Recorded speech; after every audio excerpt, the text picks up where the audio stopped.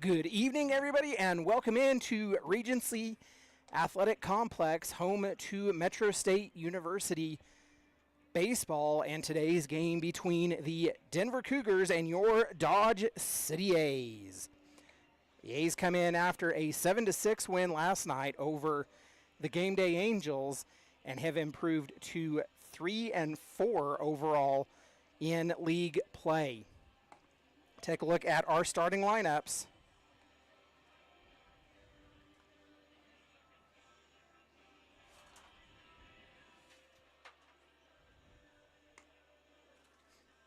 As the lineups look like this. Leading off for the Denver Cougars, it is number 2, the second baseman, Ashton Wolf. Batting second, the center fielder, number 17, Dominic Giesti. Batting third, the left fielder, number 8, Carter Olick. Batting fourth, the designated hitter, number 7, Eli Athanabas. It is Shannon Martin set to go to work as he takes the first pitch. He sees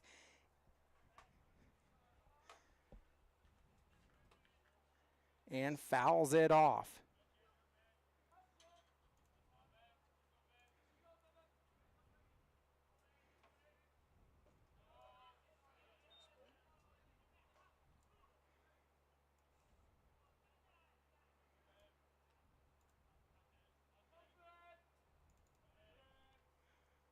Whoops.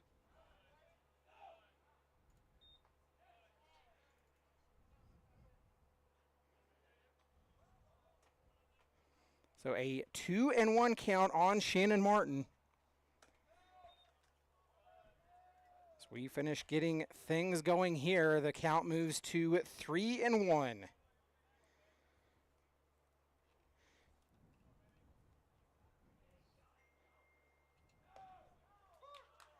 Pitch is called strike. And the count runs full.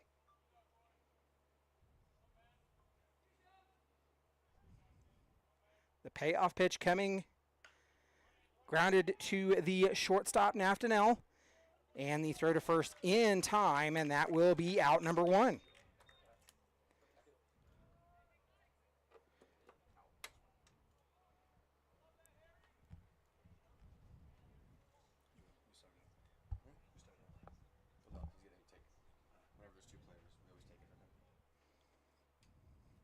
Oh, you want to stay on it?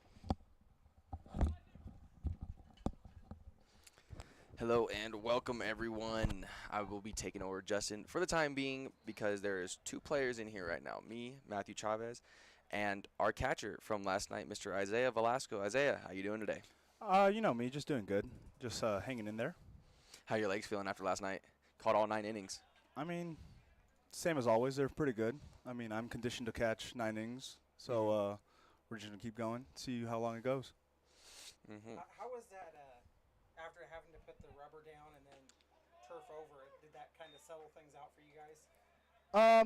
It was a lot better than what it would have been going into that. I mean, there was a huge divot behind the plate, so the mat kind of helped it out a little, but it was a little uncomfortable, especially after a 6-hour drive on a bus ride, as well as just having to play in turfs. So wasn't my best outing behind the plate, but we're not going to make any excuses. I should have done a decent job, but I mean we made do with what we had back there. So all you can really ask for.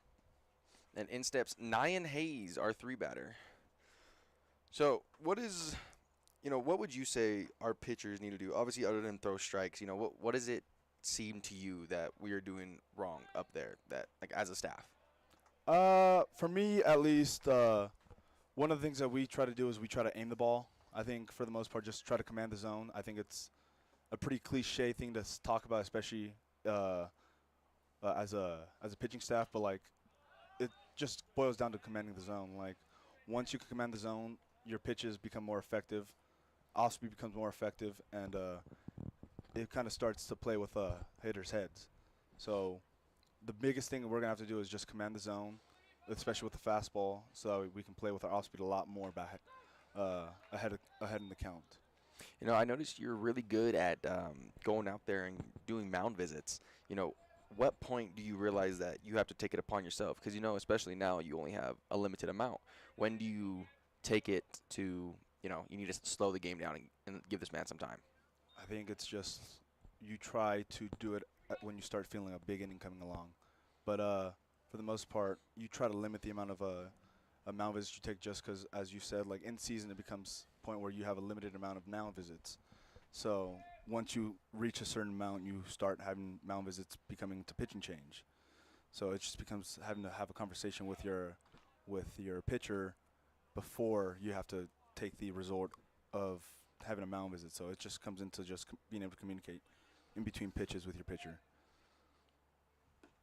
And that pitch outside for ball 4, and Nyan is on base again on another walk. He walks a lot. He always is fighting his way to first base. And in steps Carson Johnson, second baseman.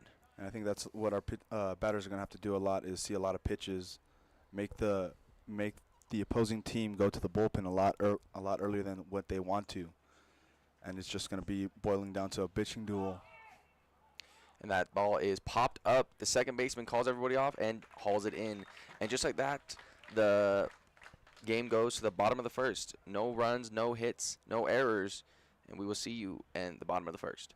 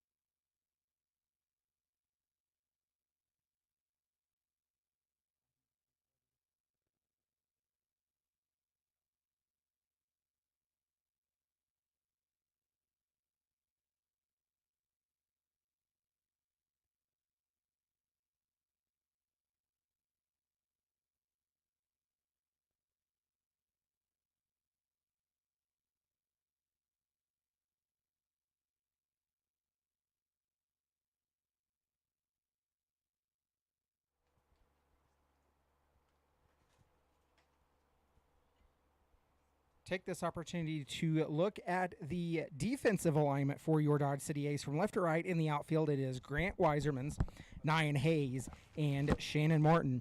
Third to first across the infield, Nate Murphy, Zach Moore, Carson Johnson, and Jake Vassell.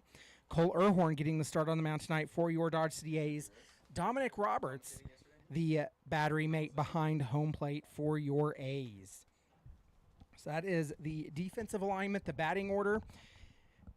Shannon Martin leading off, the right fielder, batting second, Grant Weisermans in left, batting third, Nyan Hayes in center, batting fourth, the second baseman, Carson Johnson, batting fifth, Nate Murphy at third base, batting sixth, Zach Moore, the shortstop, batting seventh, the catcher, Dominic Roberts, batting eighth, the designated hitter, number 30, Bo Dallion, and rounding out the lineup, it is Jake Vassell at first base. So that is the lineup and defensive alignment for your Dodge City A's. And with that, I will turn it back over to our player commentators to call the bottom of the first inning. Thank you for that, Justin. And to lead off the bottom of the first, we have Ashton Wolf, the second baseman, who made the last out of last inning. And we'll go back to you, Isaiah. You know, you're a catcher at Cal. You know, that's a D1 program. How much different is the atmosphere over there versus here? I wouldn't say there's much difference. Most just because I don't really try to focus on the atmosphere. I just try to focus on gameplay for the most part. Like, granted, I haven't played much. I didn't play at all at Cal. So, I mean, it was kind of just like getting used to just being in the bullpen. But, I mean, for the most part, I don't really try to focus in on the atmosphere. I think I just try to tune it out when I play. So that's mostly what I try to do. As that ball is swatted to right field, Shannon Martin giving chase, and he gets over his head for a – is that a ground rule double? No. Ball's still in play. Ball's still in play, and he's heading to third. And it is a leadoff triple for Mr. Ashton Wolf.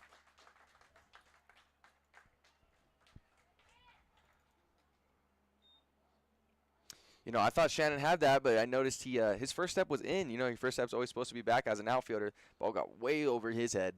I don't know. I think wind might play a little factor into that. I think the wind's blowing out towards right field, so ball kind of took a little misstep towards it. I think we all thought it was going to be in a little. I think even Shannon thought it was going to be in, and it just kind of just caught a jet stream and just went over his head. So I think wind's going to play a little factor today. We'll see how our outfielders play with it, as well as our infielders, especially with high fly balls and pop flies. So I think that's going to be the main difference of this game is adaptability in the middle of the game. And then with that comes Dominic Guisty, the center fielder for your Denver Cougars. Well, I will say this, you know, first pitch, you know, throwing strikes. I mean, you're just getting hit sometimes, but, you know, would you rather see us, you know, getting hit like this than, you know, walking the house? I feel like it's a lot easier to play off of that. Oh, for sure. I mean, my big thing is make them earn it. Like, I want to limit the walks, but if they work their way into a walk after like 8 pitches, then I'm okay with that. Just make sure that they earn their hits, make sure they earn their runs. That's my biggest thing as a player, is just make sure they earn it. No easy passes. As a runner goes. Oh, hit and run executed perfectly. Zach Mora out of place. He was going to cover second base. Normally, that's a routine ground ball Zach makes 10 out of 10 times for an easy out, but since he was running to second base, he was just out of position. Unlucky. The first 3 batters on base with hits. He's only thrown 4 pitches. I mean, can't ask for much more. I mean, you have 2, I'd say a little soft contact. I mean, you want ground balls as a pitcher. I think they're just hitting it right where our defense isn't. I mean, especially with that last play, it's a little small ball. You can either call it a hit and run or a run and hit, depending on what it was. But it's perfectly executed enough to make 3 hits go on with the first 3 batters. Great job by Cole to go up there and keep on firing strikes and not let it get to his head that, you know, there's some runners on. And I think that's going to play a lot. Is this lineup seems to be very aggressive, and I think that first pitch slider is what's going to make the difference, especially with being able to command the zone with fastballs. And let's say a pitcher is, you know, constantly missing. You know, what can you do as a catcher to try and like coach them on the fly to get them to throw? Because I mean, I know you would see what I was doing wrong on the mound, and you'd always tell me how to, you know, fix it and what I had to do. For the most part, I just try to like see what is going on. Like, I think I've been around behind the plate enough to like see when there's good mechanics in terms of pitch by pitch. As a ball is hit deep to left center, or right center, I should say, as a runner tags from second with no play, as we go straight to second base with the throw, keeping the runners at first and third as opposed to allowing him to tag up from first up to second.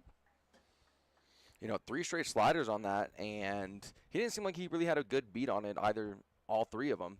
So, you know, when that guy comes back at the plate, you know, how different do you change your pitch calling on the second time around? As far as what it was, I think we're going to keep attacking with sliders. At least I would. Just see it up until he can put a good bat on ball. And from there, we'll make that adjustment. But until I can see that he can adapt to the slider, we're just going to keep attacking with the slider.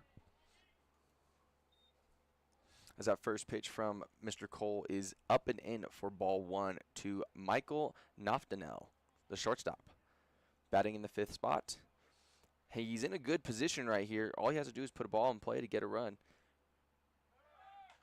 And another either hit and run or run and hit, but not done successfully. That ball fouled off to the first base side.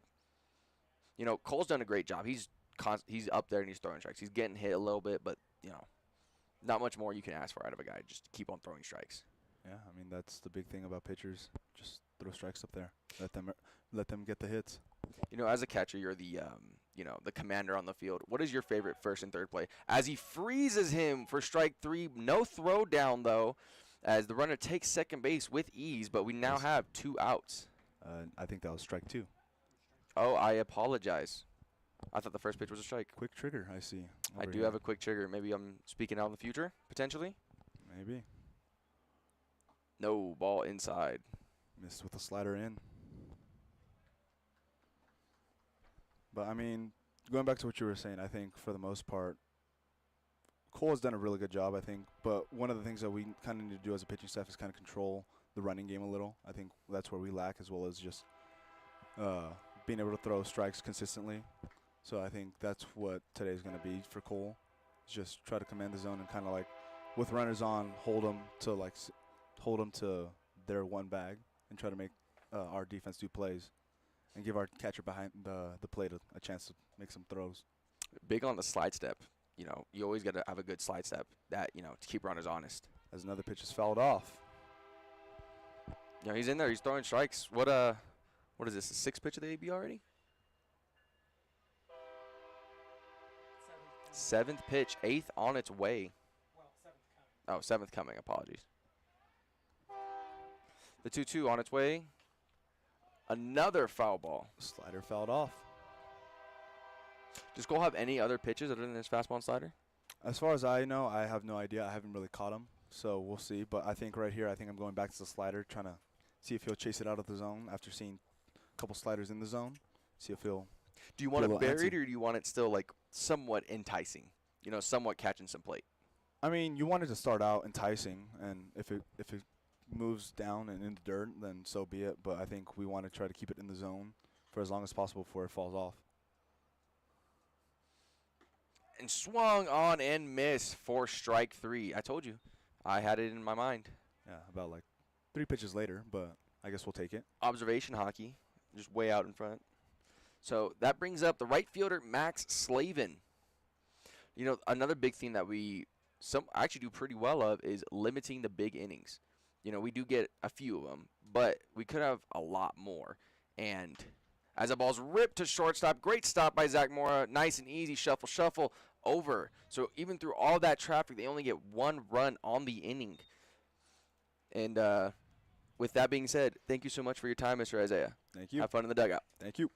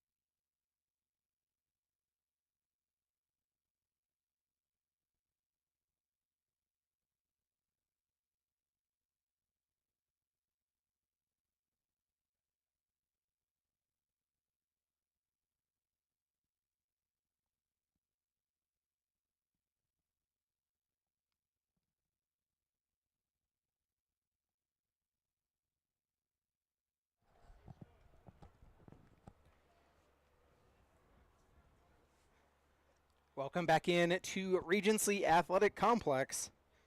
We are headed in to the top of the second. Nate Murphy leading off for your A's. Murph had a great day yesterday. Had a bomb and a double off the wall. Let's see if he can keep it going as that first pitch misses high for ball 1. Any stats on Mr. Aiden Breinard? What type of year he's having on the mound? Good luck. Then that is a no. So we don't know if this guy is an ace or he is, we don't know.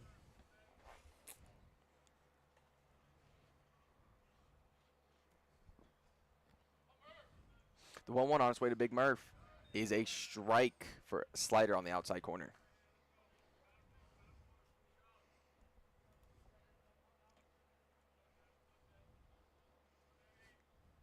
The 1-2 on its way. Another slider fouled off by Mr. Murph early on it, expecting a fastball.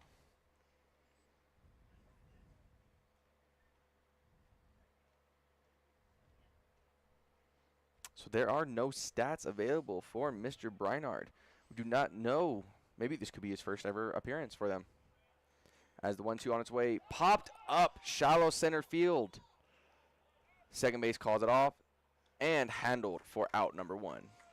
Second baseman getting quite a bit of action there today.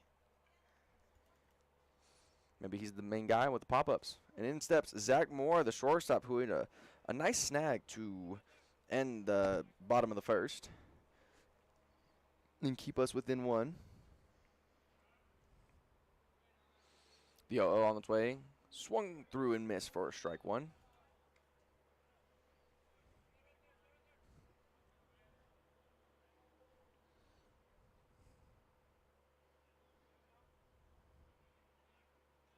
Some of our Dodge City followers might recognize a familiar name in the lineup for the Denver Cougars. Catching tonight is Peter Tassler. Peter played for the Conquistadors the last 2 seasons. Also played for the A's last year. Oh, I wonder why he didn't want to run it back. 3 straight strikes. Catches him looking for strike 3. Just like that, we are down to 2 outs in the top of the first.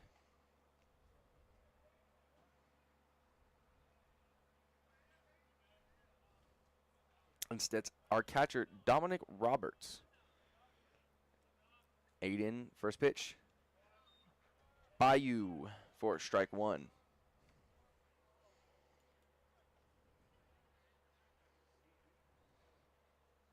The 0-1 on its way. 2. Man, this kid is a strike-throwing machine. It also makes it easier for the hitters that you know you're going to probably find something to hit. So far, 27, 18 have been strikes. That's pretty good. The 0-2 on its way. Ooh, ball high, just over the head of Mr. Roberts.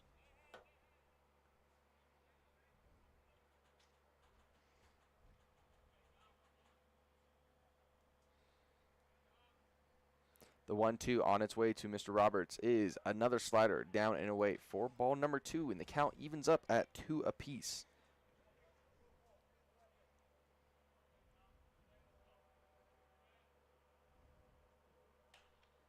That ball swatted foul. Will it get out of play? It will not. There's enough room, and Dom pops out to the first baseman to end the top of the second.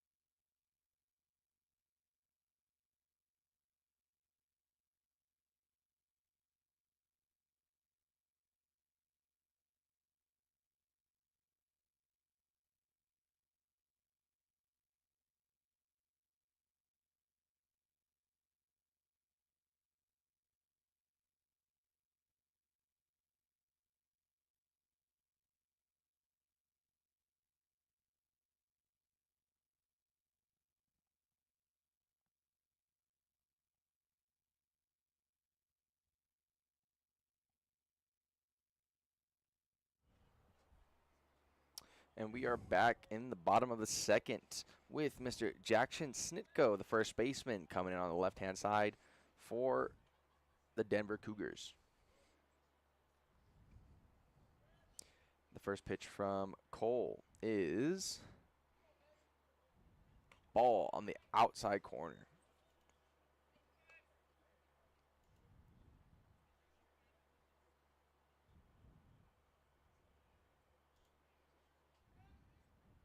The 1-0 pitch on its way.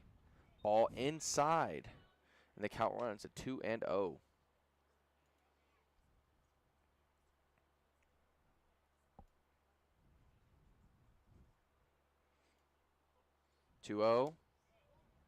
Low for a ball, and the count runs to 3-0.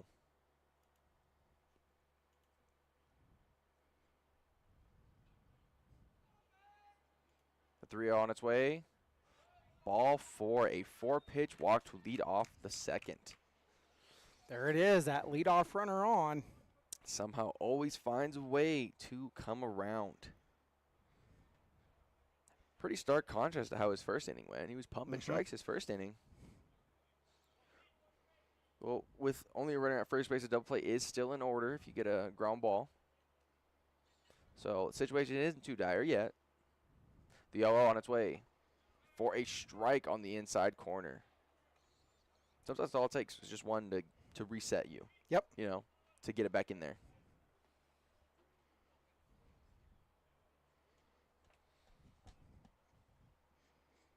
The 0-1 from Cole. Swatted foul down the right field line for strike number 2.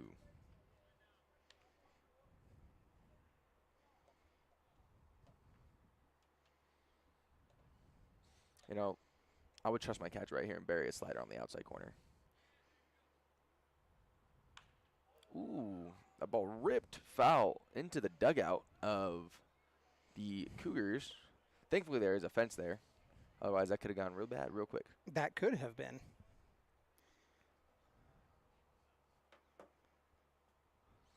Cole gets his sign. Rocks, deals. Slider on the inside corner. Diving play by Nate Murphy. Gets up, throws it back. Amazing double play. That is exactly what we needed right now to get out of this inning and get us back in there to hit. What a beautiful diving stop and play by Nate Murphy.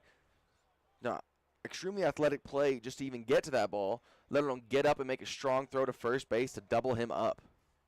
A very well-placed line drive and an even better athletic play by Nate. And with that, there's 2 outs. And it's like that first walk never even happened. You get to restart as that first pitch is low and away for a ball.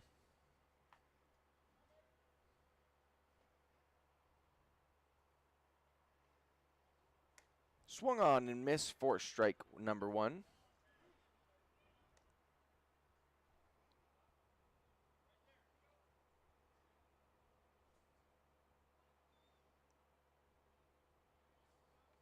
The 1-1 on its way from Cole. Slider on the inside half. Looked at for a strike. And the count runs to 1-2. Man, it's plays like that on the field that get you really hype and want to make you get back in the dugout and start scoring some runs to, have your teams back. Good stop on a ball low and away by Mr. Dominic Roberts. Deuces Wild across the top of the scoreboard now.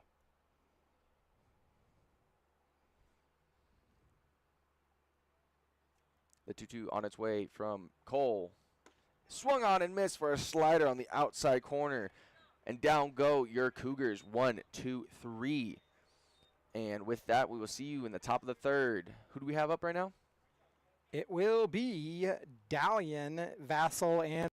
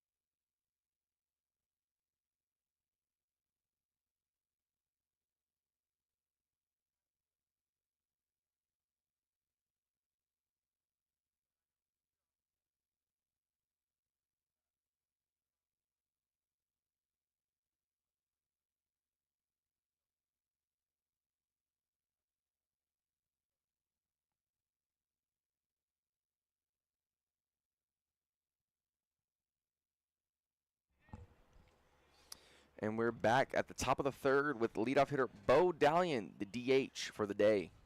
You better be up there looking ready to hit because this guy has been pumping strikes.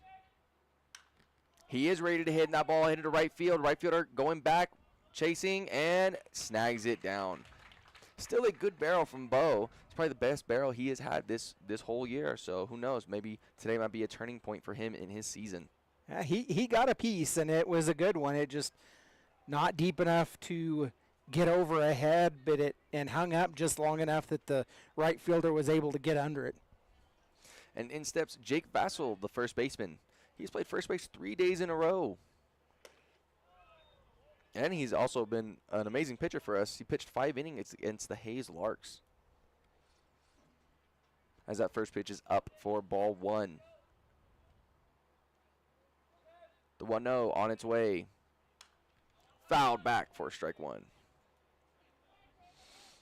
Yeah, if I'm the coach, I'm telling everybody, you better hunt that first pitch fastball because he's throwing it for strikes, and that fastball is probably the best pitch you're going to get of your AB because you don't want to get back in deep into account, let him get into his bag.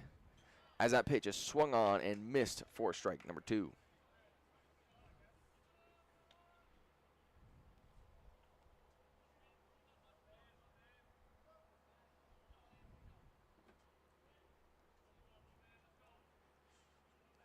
The 1-2 on its way to Mr. Vassell. Looked at for ball number 2, and the count runs even at 2 apiece.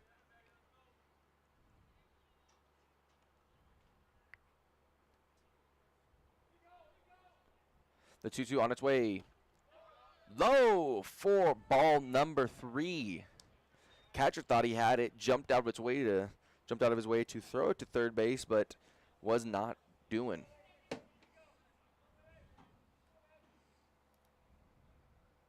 The full count on its way. Fouled off by Jake.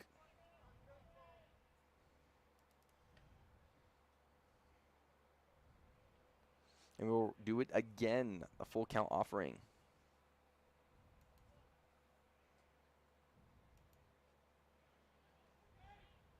Rocks, deals, throws. Right down the middle for strike 3. Catcher knew it this time that one was a strike. And with that, we have 2 outs in our inning. But the lineup flips over with Shannon Martin coming up to plate for his second AB. What did Shannon Martin do in his first AB? Grounded out. Grounded out to the shortstop. I do remember that. Good athletic play by the shortstop. He almost beat it out. That's why you need those hard 90s. Rocks, deals, fires. Strike 1. And that is a very interesting tactic to bunt with 2 outs and nobody on. But, hey, you got to do what you got to do to get to first base. And it may have been more of a, I'm going to make you throw a strike. As that ball is fouled back for strike number 2.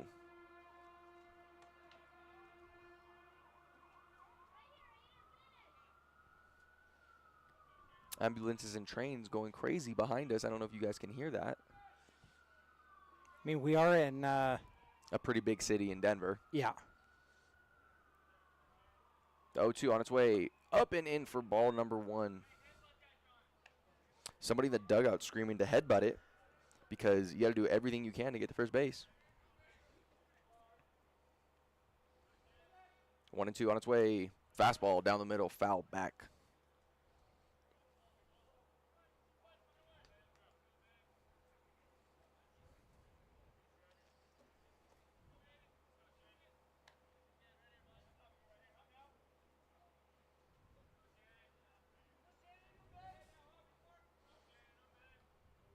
The 1-2 pitch on its way. Fastball low and in for ball number 2. And just like Mr. Justin always says, deuces are wild. 2 balls, 2 strikes with 2 outs with number 2-5 at the plate. Swatted into right field and is going to get down, and Shannon has some wheels on him, so he will be looking at third base. They send him. He's going. The throw from the shortstop is in time to get him out. And just like that, we are heading to the bottom of the third. Coach Young and Shannon Martin pleading his case about saying that the tag was late, but the umpire stands firm.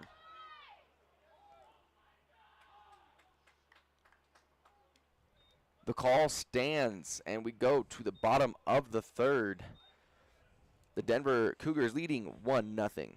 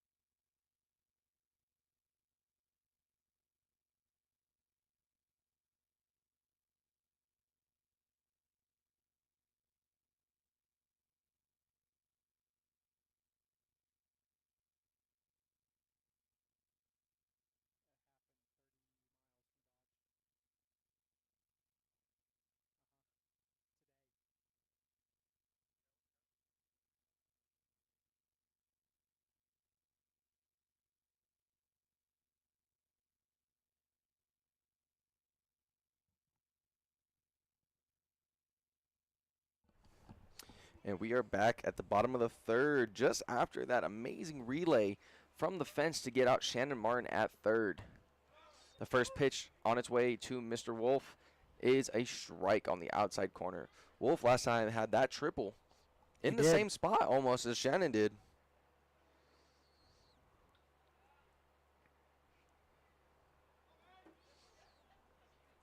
The 0-1 on its way. Ball up.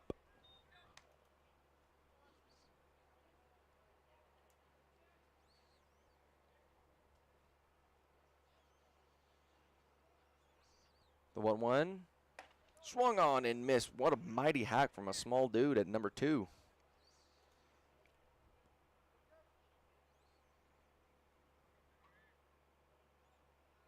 Cole probably going back to his slider right now, if I had to guess. The 1-2 on its way. No, another fastball on the inside half for a ball. Count evens up at 2 apiece now.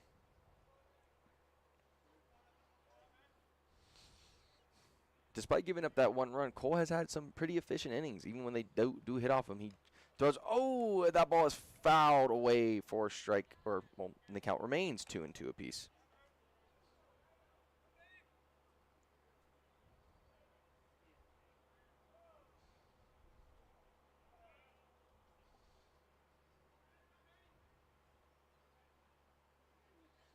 And that ball's ripped to the shortstop, Mora, who makes a nice snag, shuffles, throws, and gets him out for out number 1. I will say this, we do have a bright spot, and that is our defense. We have played amazing defense this year for our pitchers when we do throw strikes and, get it over the plate and have them hit. Indeed, and that's part of where your pitchers can relax a little bit and know that, they may throw one and let the defense back you up. It's not always about going out there and trying to overpower somebody and blowing a strike right by him and getting strikeouts. I mean, yeah, that's fun and great when you can do it, but sometimes it's okay. Let your defense help you out. Get the outs as well. And if I'm going to be honest, we don't have guys on the team that are going to be, pumping 95 by you. Right. We don't have a guy that has a major league slider to, get you out in front on a front foot slider. All of our guys have to be in the zone and competitive because we don't have those overpowering arms. And there's nothing wrong with that. You could still compete with whatever you have. Mm-hmm. I mean, some of our pitchers throw less than 80 and are really dominant. And, just it's all about how you change your speeds and how effectively you can throw strikes. As that one is ball 3, 3-0 to Dominic Gusti.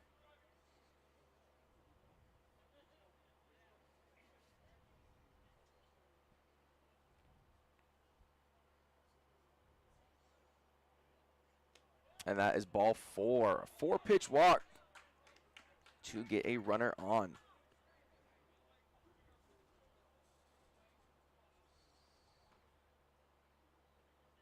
And in steps Carter Olek, who singled his last time up.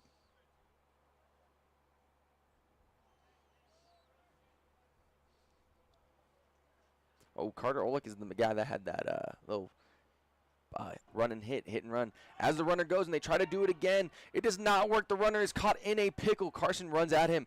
Next goes to Jake. Way too many throws. And Moore is just going to run him all the way back, and he has him tagged out. That was a ball up.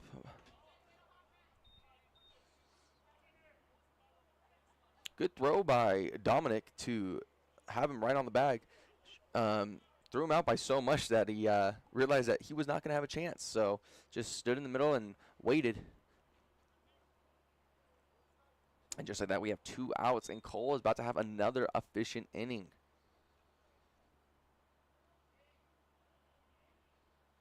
The 1-0 on its way. Oh, he called that first pitch a strike?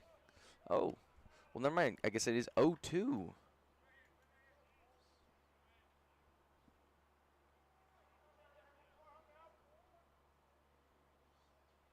The 0-2 on its way. Low, blocked by Mr. Dominic Roberts.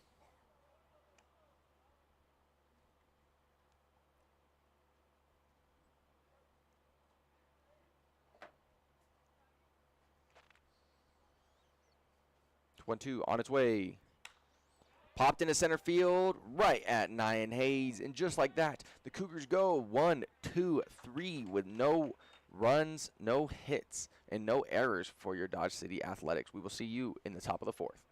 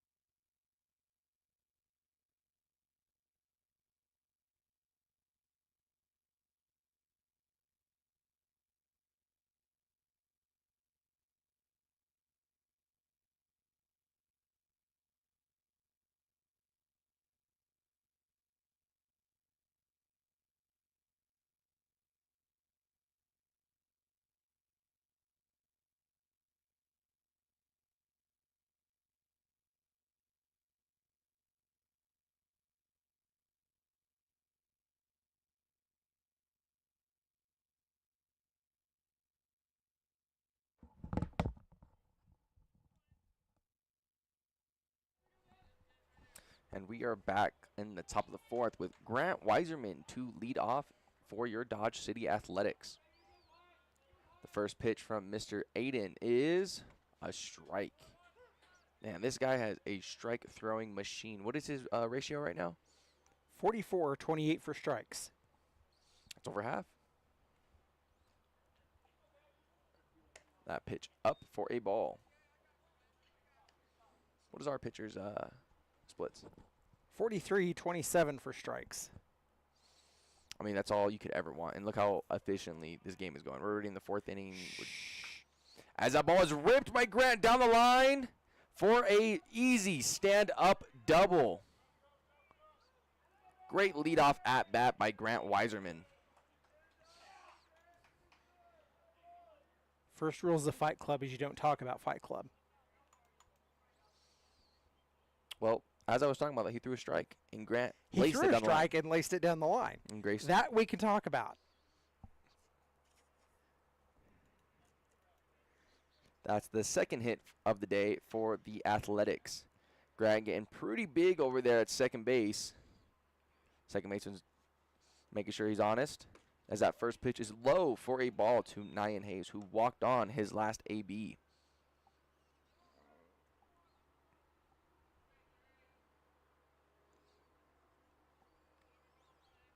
There's a massive hole in between the first and second baseman.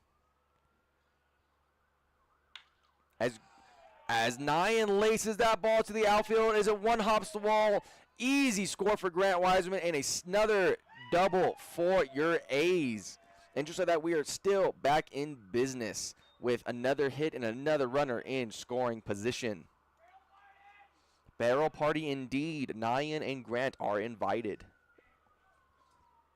Up steps Carson Johnson. And just like that, a pretty painless 1 and 2 back-to-back combo, and we have a tied ball game.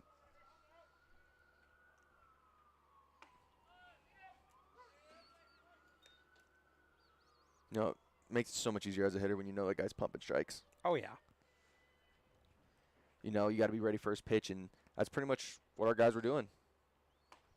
And that ball is, ooh, called a strike. I don't know about that one, Blue. Looked a little bit off, but, you know, maybe I don't have the right view up here. Could be obscured a little bit. Could be. But Carson now got to fight, got to do a job, get him over to third base no matter what you do. As he laces that ball into left center, the center fielder giving chase. Center fielder knocking it down, but Nyan Hayes is tagging and successful. Hey, so there you go. He did his job. He got the runner to third base. Now we have a runner at third base with less than 2 outs. So all Murphy has to do is just put a ball in play and give us another run.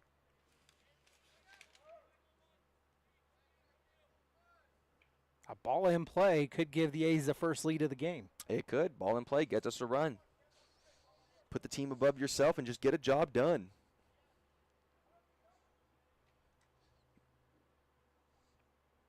Big Murph looks at the first pitch for a ball on the outside corner.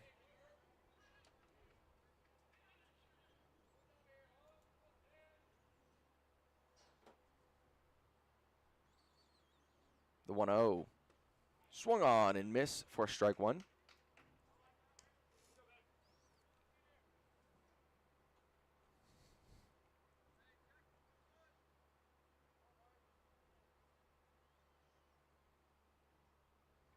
The 1-1 on its way. Ooh, has a swing on it from Mr. Murphy, and the count goes to 1-2. This is where you got to shorten up, find a pitch that's somewhat around the zone, and just put it in play. You know, you want to stay away from the corners ideally, but just put it in play. Nyan's really fast. He'll make it there. Yeah. Just put it in play. As that pitch is spiked in the other batter's box, but great stop by the catcher to keep that in front of him. And the count evens up at 2.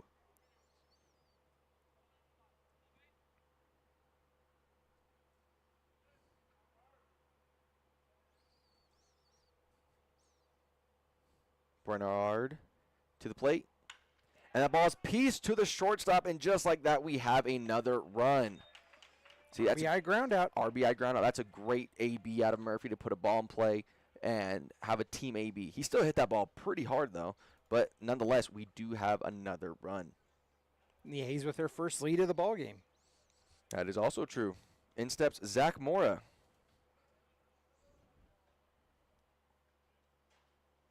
That first pitch is looked at for a ball up and in.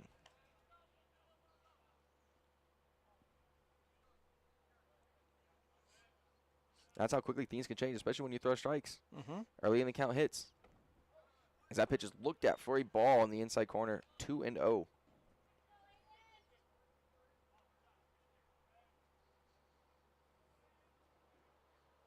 The 2-0 on its way.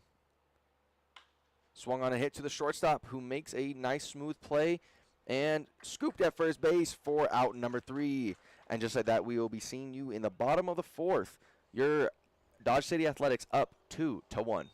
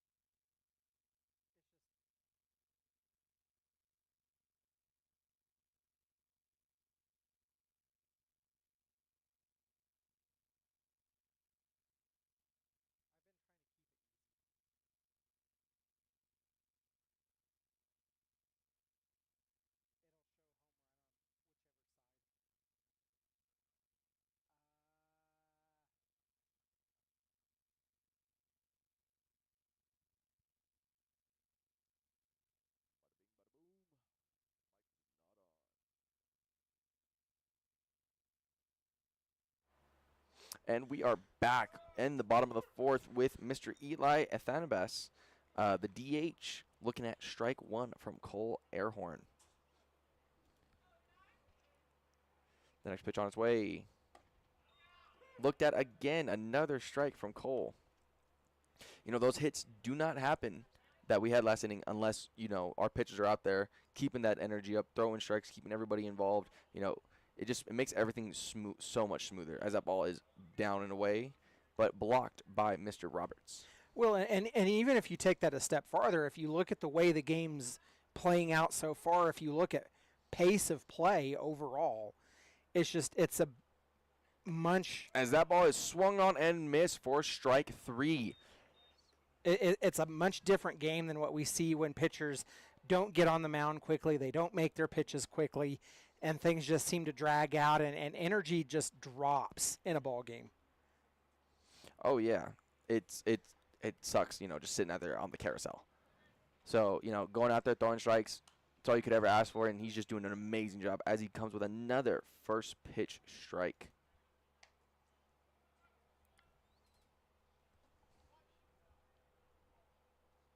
That's correct. Okay. And another 0-1 pitch from Mr. Cole. Ooh, ball on the outside corner. Didn't miss by much, but nonetheless, it is a ball.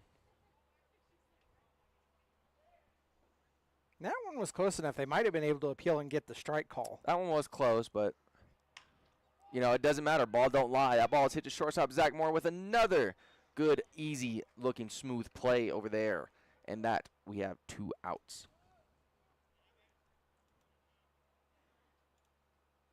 Mr. Max Slavin, who grounded out his last time up.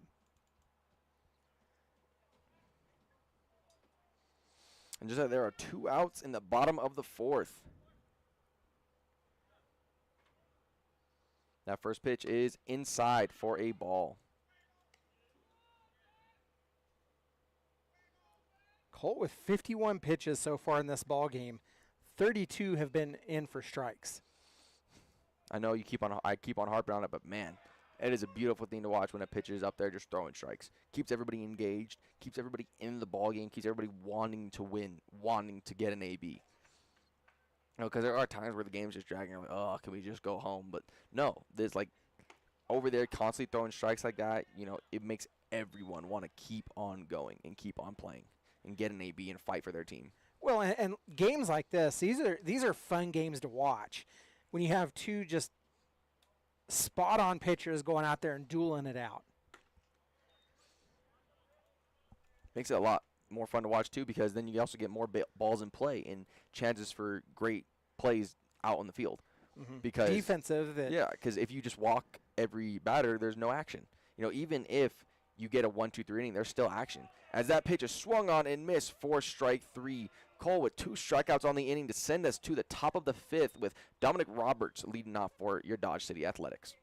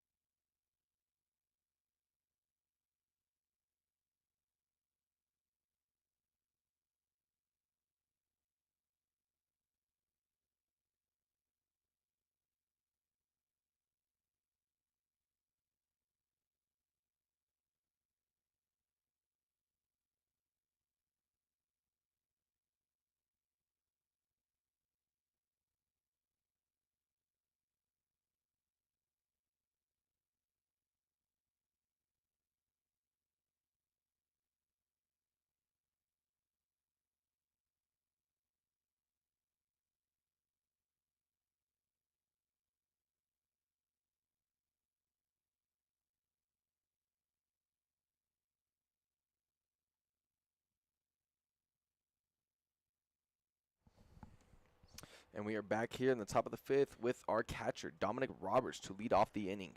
Aiden Brainard going out there for his 5th inning of work. He has had a good game. I know, although we do have the lead, 2 runs is not bad. As that first pitch is swatted down the line, fair for a base hit.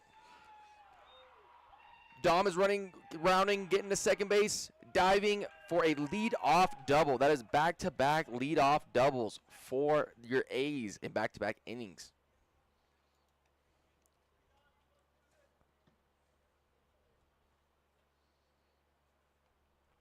And with that, that brings up Bo Dalliant, who did have a good barrel last AB, happened to be an out. But, hey, find another good barrel. Get your runner over to third. Chip away. Keep on adding. Even if it's only one, keep on adding. Well, and importantly, the A's are starting to find a way to make contact with the ball and get it in play, even if it is an out. Hard contact. They're making contact, and they're forcing their defense to put out effort. And that's all you could ever ask for our hitters. Because, if you're K'ing up, popping up, making it really simple, making it really easy for them, it's a lot easier for them to, mow through your lineup. That ball in the dirt, not read properly, and Dom stays at second base.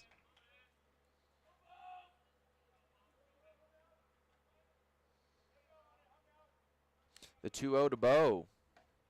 High and tight for ball 3, and the catcher goes down there to settle out his pitcher.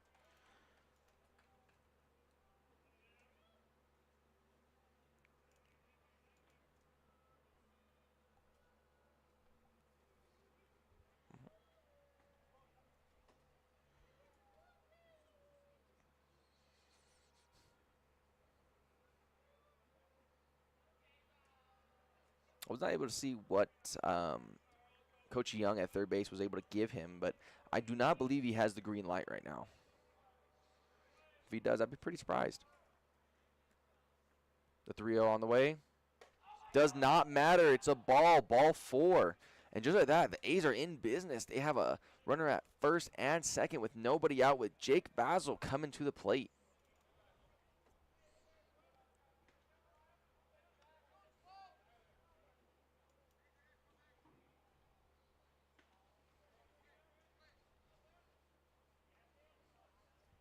Jake Vassell squaring around. Team AB at this point. Let the world know what's going to happen. Make him play defense, and he does just that. And he gets the job done, moving them over to second to third. That is a great Team AB. There's not much more you can ask for. First and second, nobody out, and the guy puts the team above himself and gets those runners over. And with that, you have Shannon Martin, who doubled last AB with 2 runners in scoring position. It's small ball like that that really keeps teams in and, keeps the team going. Because as you saw, everybody went crazy when he got that bunt down. Well, and not every day do you see teams like we've seen bunts throughout this lineup. It's not very often that you see teams that can show and do bunting as successfully as the A's have so far this season. See, but it's stuff like that that you need because, he put that bunt out there really early. Let the world know. Like, hey, look, man. It's what I'm intending to do. Give an out. Here's an out. We're gonna advance our runners though, and he does just that. The 1-0 pitch to Shannon. Lace into left field. That ball is deep. The center fielder giving chase. Dives. It is not gonna happen, and it goes over for a ground rule double. Back-to-back doubles for Shannon Martin on the day, and we have our lead doubled.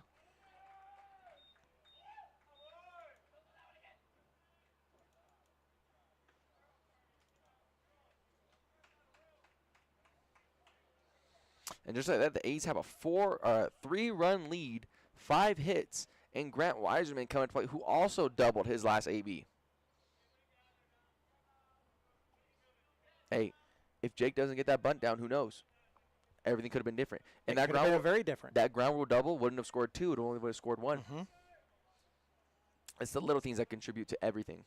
Well, and just look at the total extra bases hit so far in this ballgame for the A's.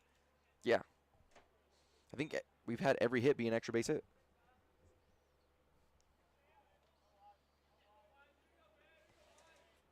The 1-0 to Grant Weiserman with the runner in scoring position. Looked at for strike number 1.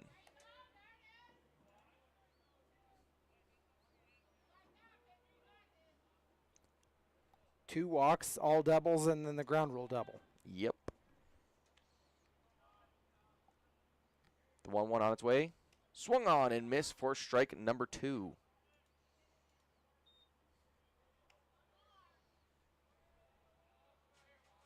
The A's already working their 3rd trip through the batting order. Yeah, that's what happens when you have efficient, good ABs. And 5 hits, that's 5 extra runners that are on base. And then you said 2 walks. As that pitch is low and away for ball number 2. And then you have Cole Airhorn on the other side who has hung 4 Ks. Yeah, and throwing efficiently. Getting first or second pitch outs. Making innings go quick, having our guys run up and go and, get in there as quick as possible. No one's out there no one's out there being bored. We're all getting our reps. So the count goes 2-2 to Grant Weiserman. 2's on its way. Fouled straight back.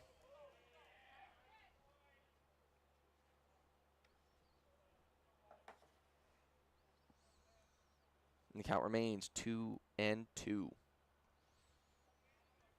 This is also another place where you got to do a job. Just get them over to third. It is with 2 outs, but as long as you advance a runner, you can go in the dugout knowing that you did something. As that ball is popped into center field, looks like it's a Bermuda triangle. Will it drop? It will not. The center fielder is there, ranges over for out number 2.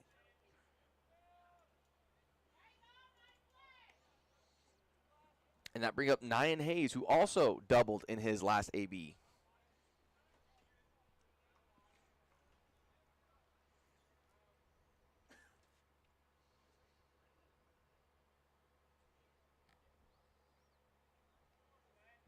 First pitch, Nyan. Low for a ball. Gets past the catcher. Shannon Martin advances to third base on the play. Goes in the scorebook as a wild pitch. Definitely is a wild pitch. That thing was spiked. And the coach out there to settle down his pitcher, who is having a rough one. Yeah, there may be a pitching change as there is somebody coming out of the bullpen for the Cougars. Mid-AB? A mid-AB pitching change. The coach has seen enough. And what number is that guy? Oh, maybe not. Maybe not. Who Maybe knows? not. He got some false information. Back to the dugout, mister. And back to, yep. So a little bit of false information goes a long way.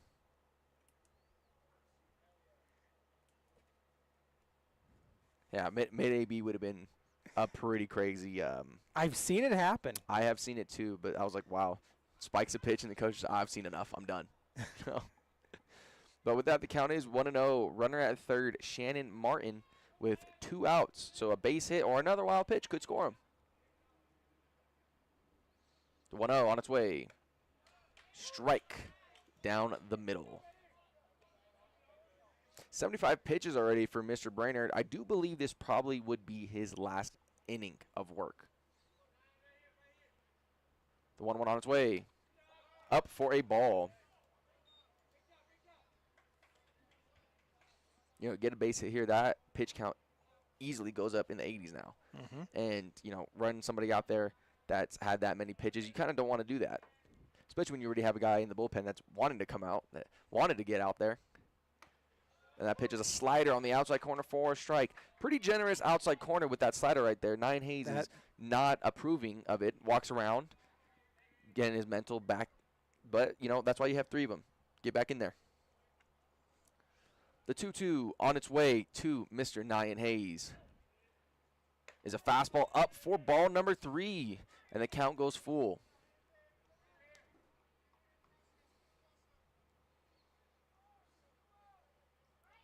This is a big payoff pitch coming for the Cougars. Yeah, this is probably his last batter. The 3-2 on its way. Popped up foul by Nyan Hayes, and we will run it back again. You wanted 80 pitches, you're going to get it. 80, that's like the perfect number right there.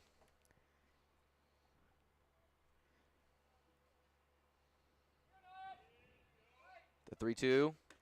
Looked at, froze him for strike 3. That ball was a strike. That was perfect paint. But even so, The A's add on to their lead, adding 2 to the inning. It is now 4-1 at Dodge City Athletics, with Cole Airhorn looking to get us back in here so we can score some more runs. Indeed, we'll be back after this.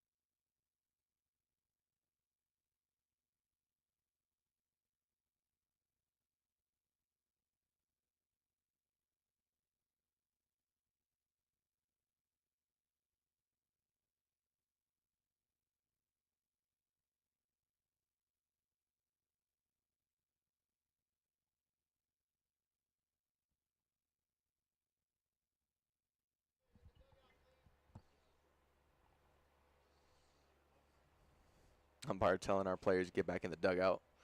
Getting a little too hype, having a lot of fun actually.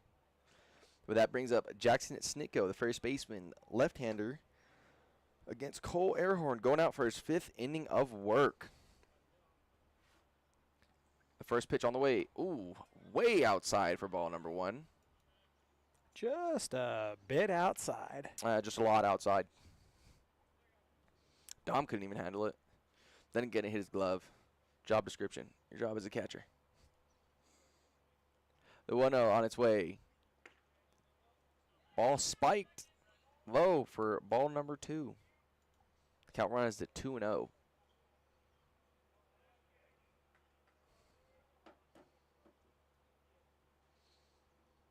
The 2-0 on its way to Snitko.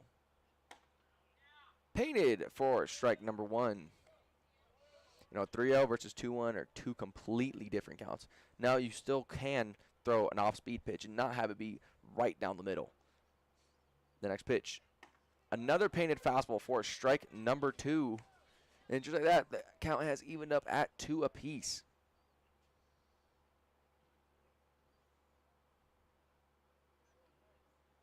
The 2-2 on its way. Check swung for a ball low, and the count runs full.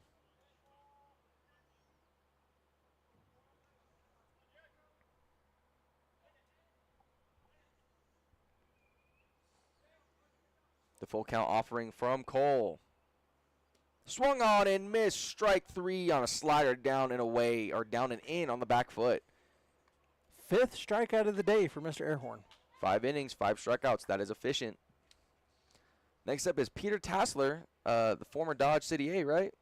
And Dodge City Community College Conquistador. Oh, so he knows a lot about Dodge City. Indeed. First pitch to him on the way. Ball outside. Ooh. All right, Mr. Blue. It goes our way. I will not complain.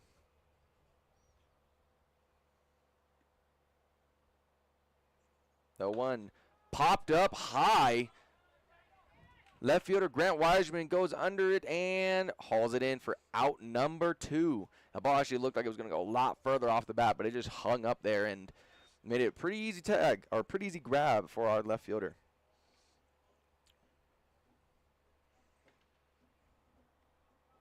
Mrs. Candace Whitman, that is me, Matthew Chavez, the man that you still have not sent pictures of. You took pictures of me pitching against the, I believe it was, oh, I can't think right now. It's actually going to irritate me.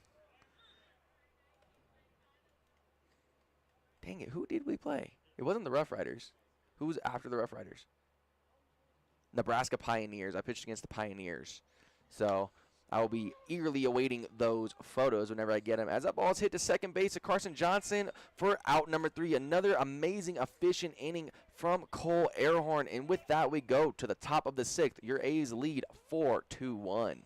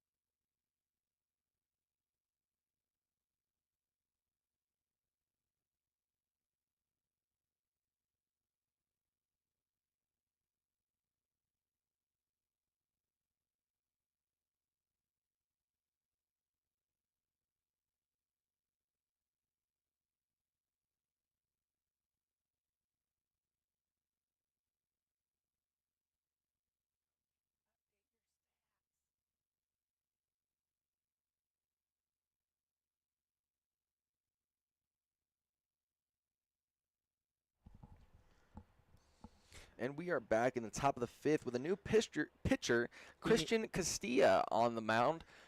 Funky lefty. And, we're in the top of the 6th. Apologies. My bad, boys. But with that being said, new pitcher on the mound. And ladies. And lady, Candace Whitman, who is awesome. We know that we have a following out there. And that first pitch is ripped into the right center gap. Oh, Carson's got some wheels. He's looking for 3. Will they test it? Yes, he will. He's going to third, on his way to third. The throw in from the second baseman is low, not in time. And just like that, 1 pitch, 1 triple for Carson Johnson. For being 0 for 1, he makes a big first hit of the ball game. Well, yeah, that's why you have multiple ABs. You can't judge it off of 1. And just like that, Mr. Nate Murphy is up again in another easy put it in play, get us a run RBI. The big ground out RBI his last time up. Pitch number 2 on the way outside for a ball. New pitcher on the mound, Christian Castilla. The little dead fish lefty. Really awkward arm angle, but obviously Carson Johnson doesn't mind. And neither does Nate Murphy as he sends that one decently far. Is it deep enough to tag? Carson Johnson put it on the burners, and he is safe. And just like that, we have another run. Great team ABs back-to-back by Nate Murphy. With that, we do have 1 out, but in steps Zach Mora. Another, 1 through 9, our guys can hit. They're getting it done today. 5 runs on 6 hits, and even more importantly, no errors at this point. No errors at this point, too, yeah. We have stellar defense. 1 run and 3 hits, no errors for the Denver Cougars at this point. Ooh, and that's a good-looking slider for strike 1.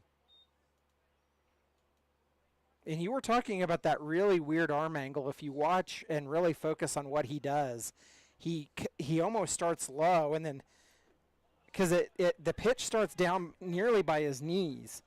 Yeah, it's really funky arm angle. You could see him like throw the ball behind his back, and then bring it back up to deliver. So, I mean, hey, if it gets the job done for you, it gets the job done for you. It's also getting the job done for the Athletics because we already have one on him. As that pitch is not even close. Just a bit outside. Yeah, the catcher just looked at it go by. Oh, he'll let the on-deck batter get that one. And the count goes to 1-2. The 1-2 on its way to Zach Mora. Swung on and missed for strike 3.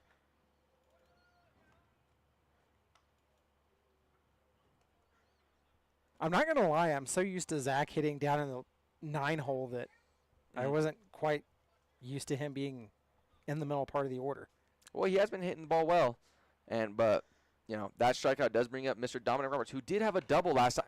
Oh, it's a check swing. Give me a hard 90. Give me a hard 90. And that one hard. An error by the second baseman on a chopped ball. See, it's little things like that. You know, and what hard started as a little 90s. excuse me hit turns into a on-base error. Yeah, I was like, there's no way you gave that a hit. That was but that's why you run hard. He runs hard, and next thing you know, you have a runner at first base with Bo Dalian coming up, who looks at the first pitch for a strike.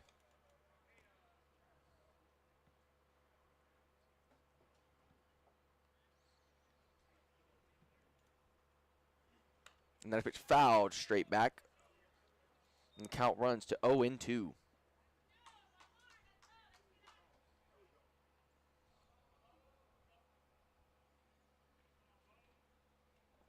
And the runner goes on a pitch outside, no throw necessary.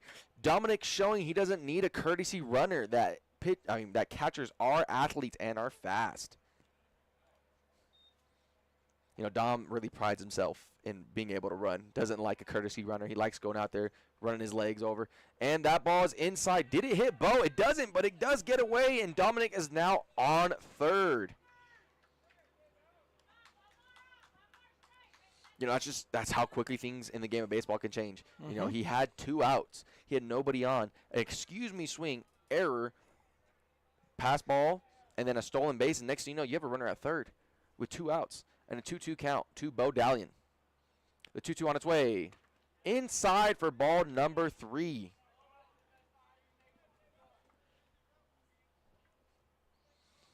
And the count runs full. Lights already coming on pretty early, but the earlier the better. Bo, the 3-2, looks at it for ball 4, up and away. Pitcher couldn't believe it. You know, Bo is about 6'5", but that ball was still high and out. And that brings up Jake Vassell, who I believe also walked his last time, right? Sack bunt. Sack bunt, that is true. He had the team AB. First pitch on its way, swung on and missed. Bo taking second base on that. That's a pass ball. That's a pass ball. Yeah, the catcher just like flung it by him. Nonetheless, strike 1 on Jake, and now we're in business. Second and third. Although it is 2 outs, we do need a base hit, but still there are 2 runners in scoring position to add pressure to the pitcher and add more pitches. The Cougars are leaving them an awfully inviting hole between first and second. They have been doing that. I don't know why, though. I mean, there's nowhere for Bo to go. There's no reason to hold him on, to like keep him honest. If anything, you need to spread out your infield. Let him get an out. You need an out right here. The 1-1 to Jake. Ripped foul past Coach Young. And the count goes to 1-2.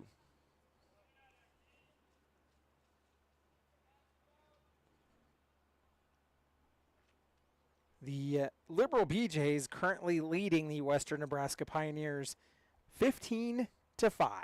Man, I wish we would have done that. And that ball is popped into the air down the right field line. Will it get foul? It will. Gets out of play, and we will do the 1-2 again.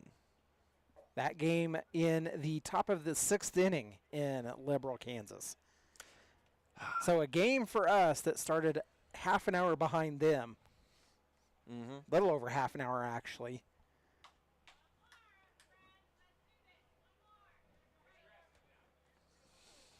Whew.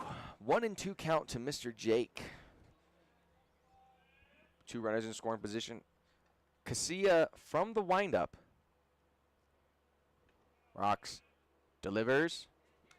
Fouled back. We will do it again, the 1 and 2.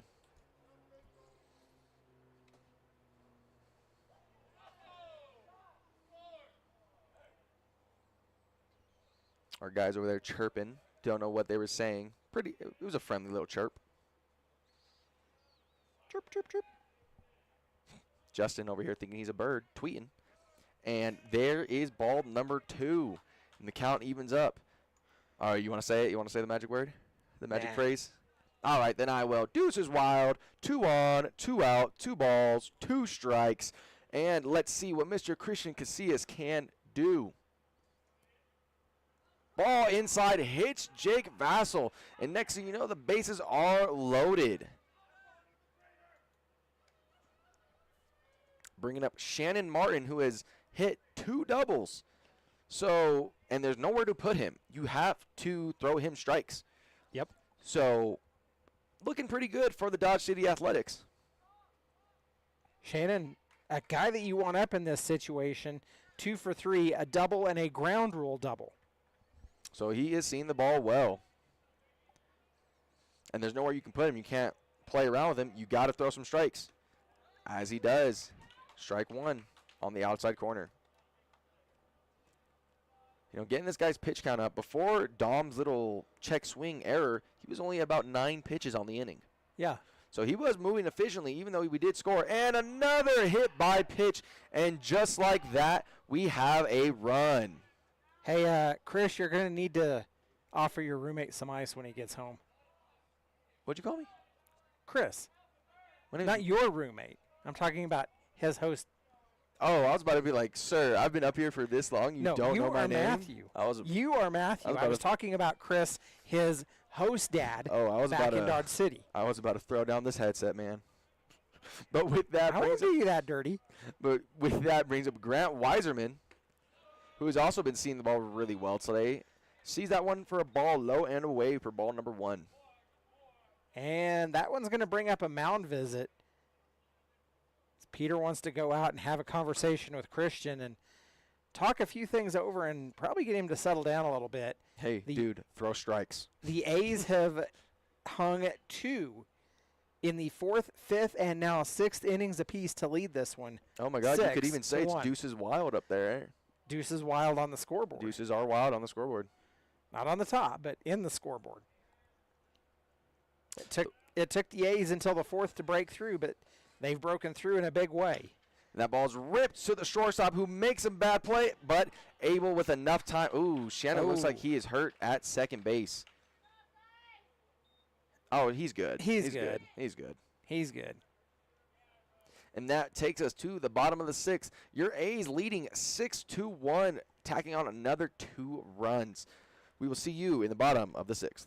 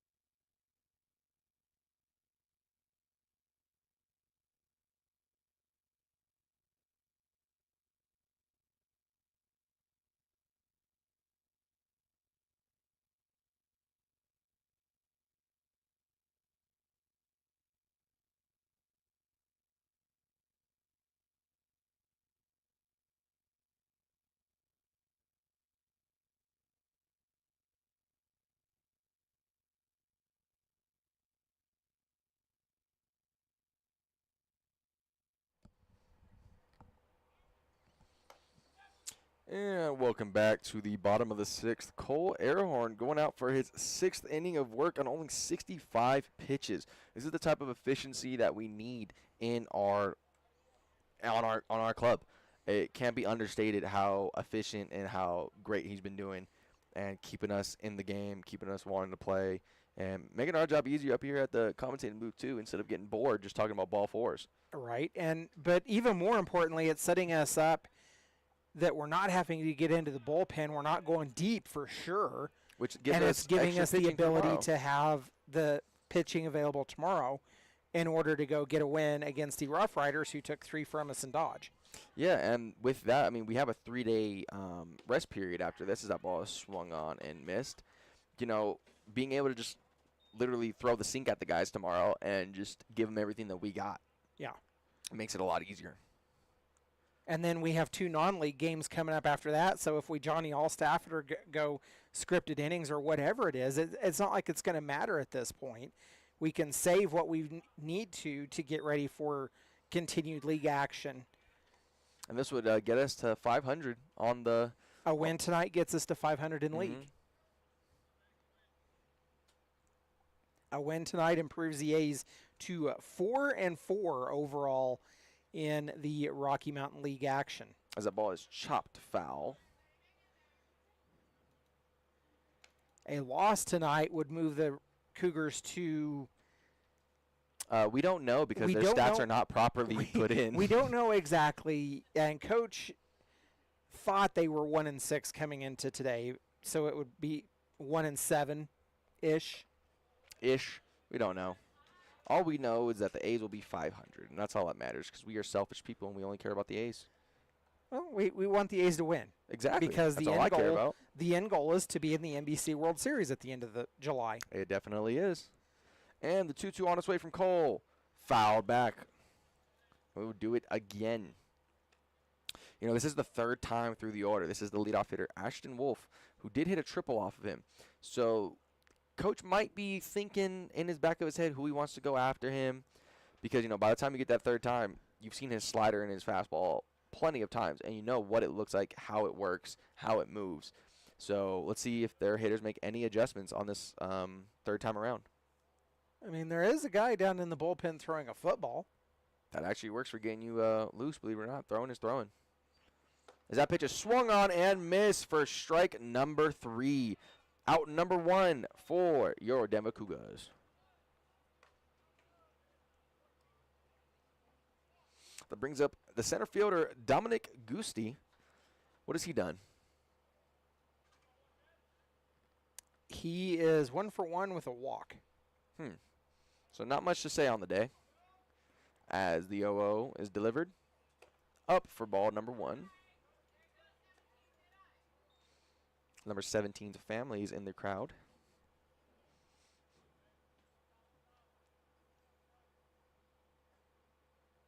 And the 1-0. Painted for strike number 1. You know, Coach even said if he needs me that he'll just come down and get me. So, but I do This not believe. call to the press box brought to you by we don't need a pitcher right now. Exactly so. He told me to be ready. He even asked me at the gas station that we stopped up before this, hey, you good to throw today? I was like, well, yeah, obviously, but with the performance that Cole's given out there, I don't think we'll be needed. This would most likely be his last inning. He's at 75 pitches. I'd be very surprised if we threw him out for the 7th. Would be his longest outing of the season and actually the longest outing of an A's pitcher this year. Well, yeah, because, you know, you can really extend your outings when you're having efficient innings. And I know it's super basic, but that, you know, that's how it works. You know, This is what happens when you go out and throw strikes. good things happen when you throw strikes, and you throw a lot of them. 76 so far, 50 of them have been strikes. As that one is laced into the gap. See, is Shannon. Shannon cuts it off to hold the runner at first base. And with that, they have another hit. That is the 4th hit on the day for the Denver Cougars. And like I said, they might be timing him up. They might know his stuff by now. So Coach has it in the back of his mind what he wants to do, where he wants to go next. That brings up Carter Olek, the left fielder. What has he done? 1 for 2, a fly out and a single.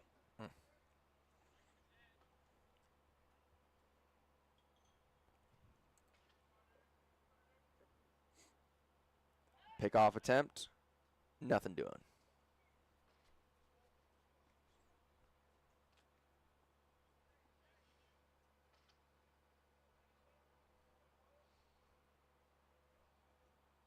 Another pickoff attempt.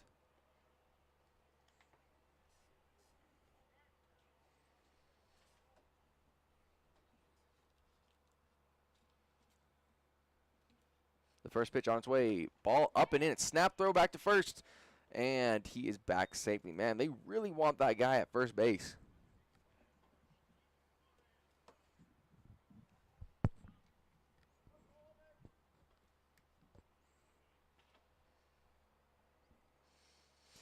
B 1-0. Ball up for 2-0. Cole will be pitching his 80th pitch this next upcoming one. So, yeah, it's for sure his last inning no matter what. Great start from him, though. As that ball almost hits the batter luckily gets out of the way. The count goes to 3-0.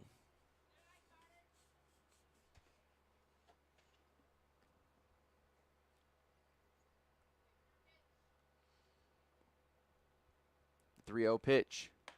Right down Broadway for strike number 1.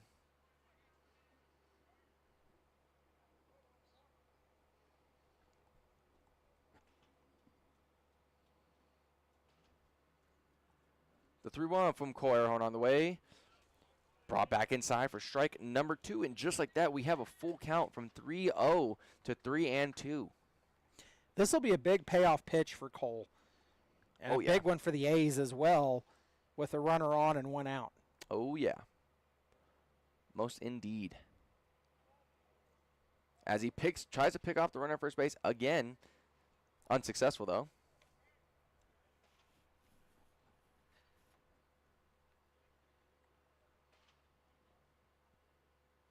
That runner looks like he's poised and ready to go. As that pitch is swung on and missed for strike number 3. Strikeout 7 of the ball game for Cole Airhorn. You know, when you can throw that slider in any count, it is so effective because that hitter, guarantee you, 3-2 was not expecting that slider. You know, if you throw it in for a strike, it messes up their timing and they have nothing. There's nothing they can do about it. Yeah. I guarantee he was sitting there thinking a fastball maybe in. Or just a fastball in general. It's not really about, like, the location because you're looking – it's about speed, not so much location. Because a hitter, if it's a fastball, he'll hit it whether it's outside, inside, down the middle. You know, it's all about speed because that's all it's about is timing. Mm-hmm. And that ball's up for ball number 2. 2-0 to number 7, Eli Athanbas. Or Athanbas. Athonbus? I don't know. Rhombus. The 2-0. Right down Broadway for strike number 1.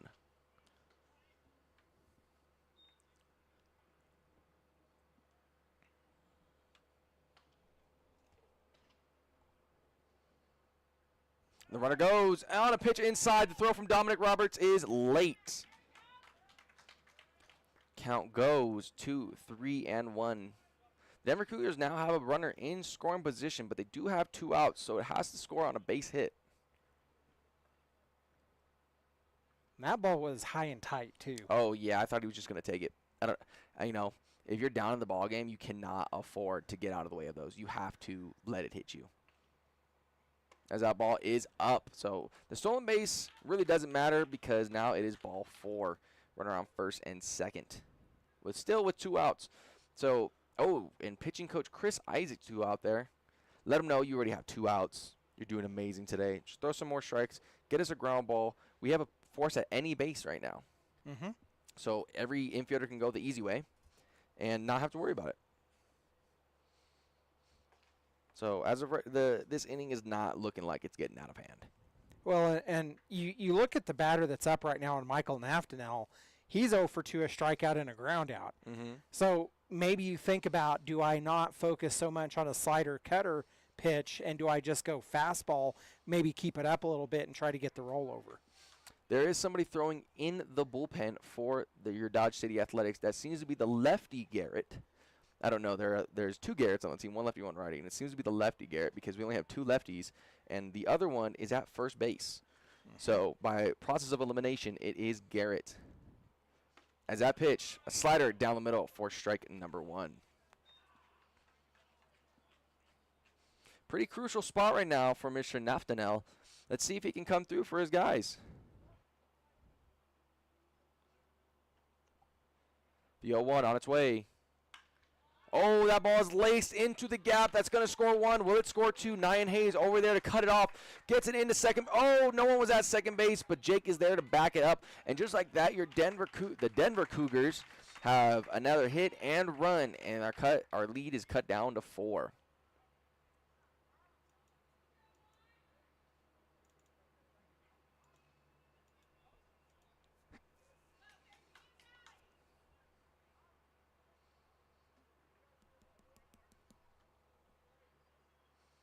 And now they're in business. One more hit, and they could cut the lead down even more. The 0-0 pitch.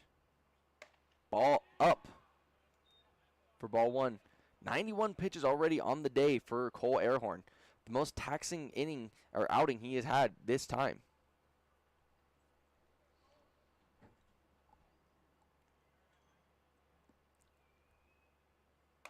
That pitch painted on the outside corner for strike number 1.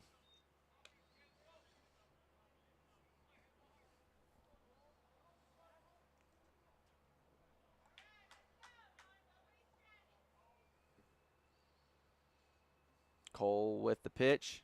Low for ball number 2. I think this might be Cole's last batter. Maybe. I saw Chaston Keck come out of the bullpen, but maybe he was down there watching. He's down there watching, letting him know what's going on, talking to him. 2-1 on its way. Low and inside, and the count goes 3-1.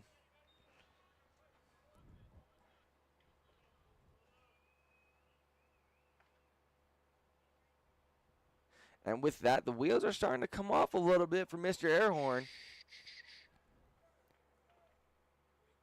And that ball is popped up. Jake Vassell calls it off. And just like that, they are out of the jam through all that traffic. Only 1 run scores, and your Dodge City Athletics still lead 6-2 going into the top of the 7th. Let's take it, before we get away from this, let's take a look at that. And that's important because they were in that same jam back in the first inning where they only scored 1 run. Yeah. So you got to limit. You always have to limit. Cougars with 1 run in the first and 1 in the 6th. It is a 6-2 ball game. You've been listening to Dodge City A's Baseball.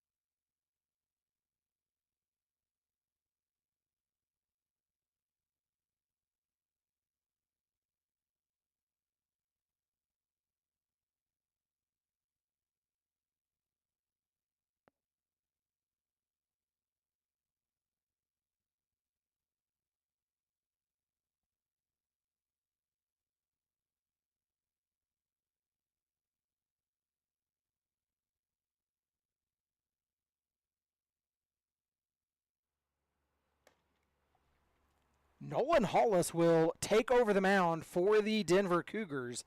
The righty that works from the first base side of the rubber is Nyan Hayes, set to lead off for the Dodge City A's. He is 1 for 2 in the ball game.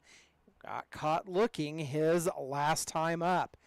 Nonetheless, the A's lead this one 6-2, and agreed with all the comments right now that an excellent, just excellent outing by Cole Airhorn to give the A's the hope and chance that they have right now with the 4-run lead. Nyan Hayes steps in. He will face Hollis.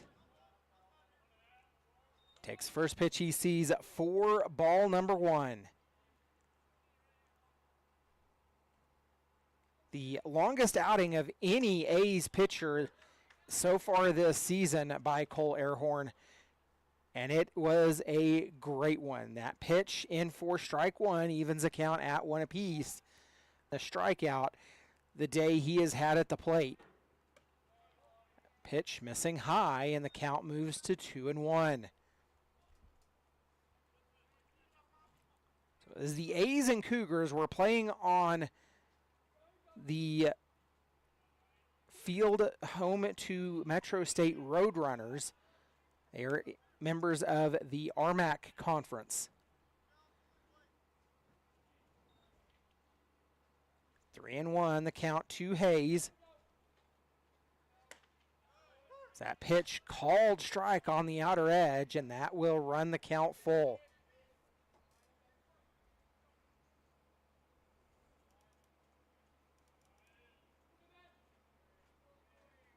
The payoff pitch coming. It's fouled back, and we'll do it over again.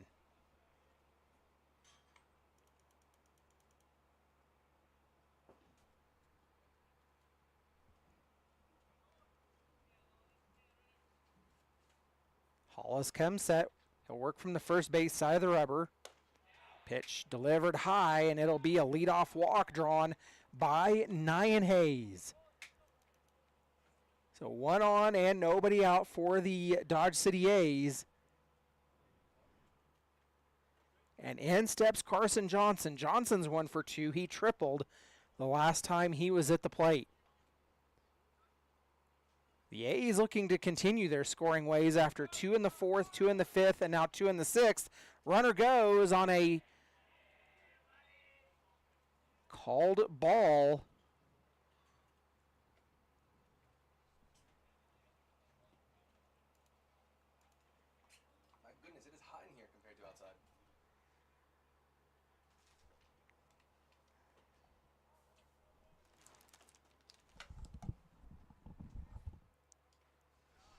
And just like that, your A's are in business, and another stolen base by Mr. Nyan Hayes. Not even a throw. The catcher just realized it's better just to hold it. Not going to get him. Might have to start calling Nyan Hayes Mr. Larceny. Stealing a lot of shit or stuff. Can't and that ball is ripped into right field for a base hit for Carson Johnson. And just like that, the 1 run that the A's gave up last inning is hit right back.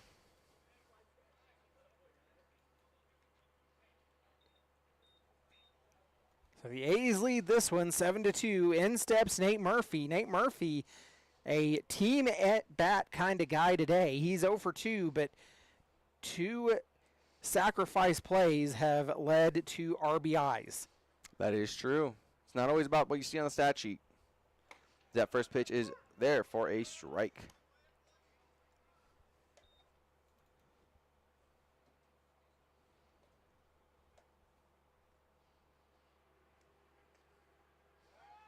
Trying to pick off Carson. Carson gets back with time. 7 runs on 7 hits, no errors for your A's. 2 runs, 5 hits, and an error for the Denver Cougars. As that pitch is low for a ball gobbled up by the catcher, so Carson does stay at first base.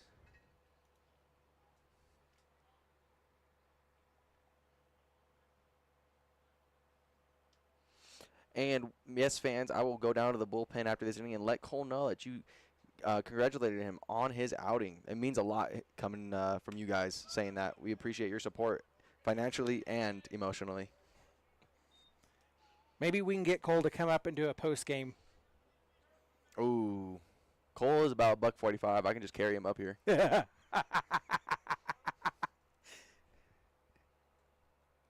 gotta do what you gotta do, man. Gotta do it. The 1-2 on the way. No, it is not on the way. Another try to pick off attempt for Well, Carson Johnson. It's on its way, but to a different angle at first base. It definitely is. Time taken. So the A's in the middle of their 3-day road trip right now Mm-hmm. will play the Colorado Rough Riders tomorrow, and that will actually Oh, that ball is swung and missed for strike number 3, and Nate Murphy K's up. And that leads us to Zach Mora. What has Zach Mora done on the day? he has struck out and grounded out.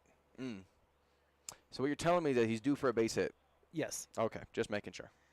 So the A's will finish the road trip tomorrow, a 1 p.m. Mountain Time game set as they face the Colorado Rough Riders that will finish the league series. And that pitch is in there for strike number 1 to Mr. Zach Mora. Nolan Hollis is 15 pitches in, got 1 out, 1 runner on, with 1 run already given up. Those free 90s always hurt. Leadoff walk came over, and in 2 pitches he was at second and at third. So we were doing a little bit of looking around the league earlier today. Brock Kappelman, the broadcaster and Liberal, and I were texting back and forth trying to figure some things out as they almost had him dead to rights on that one. Oh, he had that one. He was safe by about 1.5 miles, maybe 2. But we were looking around the league trying to figure out some standings, and best we can come up with right now is Hayes at 5-1, Liberal at 6-2, the Pioneers at 5-5, the A's are 3-4, the Foxes at 2-6. The Rough Riders are 6-3. The Angels we're not quite sure about. We think they're in the range of 2-6. And what about the El Cougars? And the Cougars are in the neighborhood of 1-6. Another tried pickoff attempt for Carson Johnson. They really want that kid. Must be a prized possession of someone.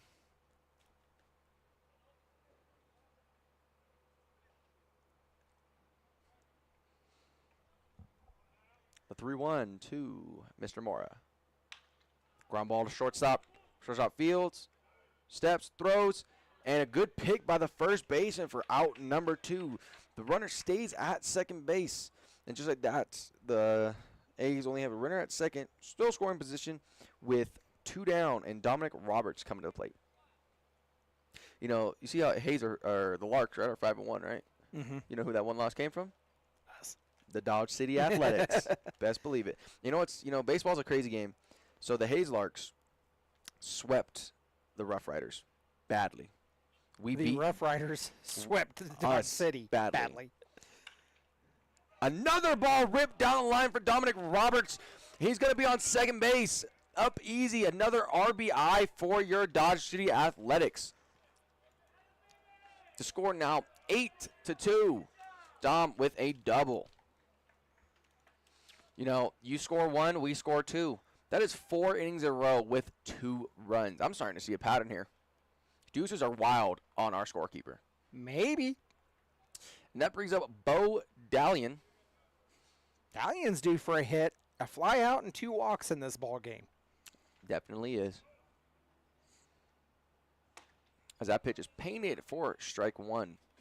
Bo's another one of those guys that struggled a little bit offensively early on, starting to piece up a few things and make contact and figuring out his swing. Yeah, I mean, all it does is it takes time. You're here for a reason. The 0-1 on its way. Chop to third base. Third baseman ranges over, grabs it, fields, throws, and out number 3. But with that said, the A's score 2 more runs, increasing the lead to 8-2. And with that, we will see you in the bottom of the 7th. It is stretch time in Denver. You've been listening to Dodge City A's Baseball.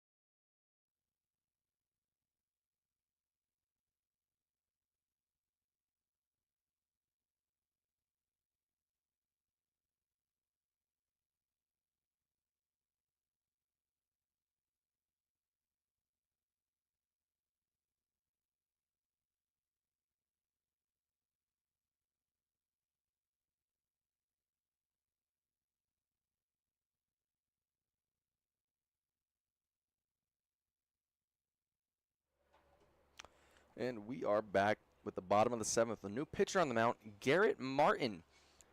Martin on the year. Do we have stats for him? How he's been doing? I definitely know how his last outing went. I can tell you that. Comes into today having pitched 12 innings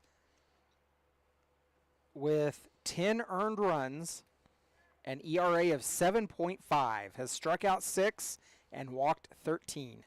Well, not to be rude to Mr. Martin, but that ERA was through the absolute roof last outing. It was. Because before that, he gave up 10 earned runs, right, in about 7 innings. Well, he went 5 strong innings against the Pioneers and blanked them 5 straight.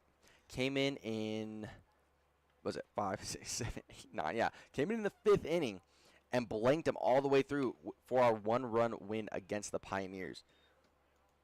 So an absolute workhorse out there and getting us. Is this the catcher right here? No, Jackson Schnittko at the plate. That is not him. Oh, is he a switch hitter? Maybe. Oh, because I remember that guy was a lefty. Oh, yeah, he is a switchy. Oh, well, interesting. You don't see too much of that anymore in these days. Little switchy. Well, anyway, back to it. Garrett Martin threw 5 scoreless innings against the Nebraska Pioneers. And we were actually down in that game when he first came in. As that ball is kicked foul by Mr. Nate Murphy. But, yeah, we were down by, I think it was about 4 runs when he first came in. Yeah. And that did not allow him to score for the rest of the game. Yeah, that was a good heads-up play by the catcher, Dominic Roberts, to go down and say, let it roll foul. He could see that it was rolling that way. Let it go foul. Take the strike. Everyone's thinking the exact same thing. Pitcher's looking at it, third baseman's looking at it, Dom's looking at it. They're like, you know what? If we field this ball fair, he's going to be safe. Because that ball was just hit way too slow. You know, sometimes you just got to take it. As he throws a ball low and away. And the count runs full. Now, Garrett Martin is our only lefty out of the pen. The only other lefty we have is at first base, Jacob Vassell. So he's our only lefty pitcher. That's our pitcher only. The ball's laced in the left field right at Grant Weiserman for out number 1. He doesn't even move. Sometimes they're hit right at you. With that comes up number 30, Peter Tassler. Pete's 0 for 2, a line drive and a fly out. Let's go. Good day for the A's. Garrett's 0-0 pitch. Inside for ball number 1. Garrett rocking the high socks. Only person on the field doing so. Sometimes you just like showing off your legs a little bit. As that ball is fouled back for striker number 1. You know, I've never been a big high sock guy. You got to have the legs for it. And I got little sticks, and they don't look right on me. High socks have just never looked right on me. You know what I mean? Like, you know, calves are genetic, and I just, that gene passed me. No matter how many calf raises I do, it's just never gets the job done. So I'm very much a long pant guy. As the count runs to 1-2. Martin, another guy that like really struggled in the beginning of the year and then just found it and has been pumping strikes ever since. Kind of like Cole. Cole didn't have too great of an outing last time, but comes out here, pumps strikes, and has a great outing. You know, hopefully that's going to be the turn for all of our pitchers. That ball is fouled off to the right-hand side. Does Jake have enough room? He does, but it hits off of his glove. Great effort over there from Jake, sliding into foul territory, but just cannot come up with it. Comes up a little mad at himself on that one. Yeah, you always want to make plays and help your pitcher. You always do. And plus, Jake's the next one up, so he wants to bat already. So he's going to be leading it off, and he really wants to get going. The 1-2 on its way. Ball low and out.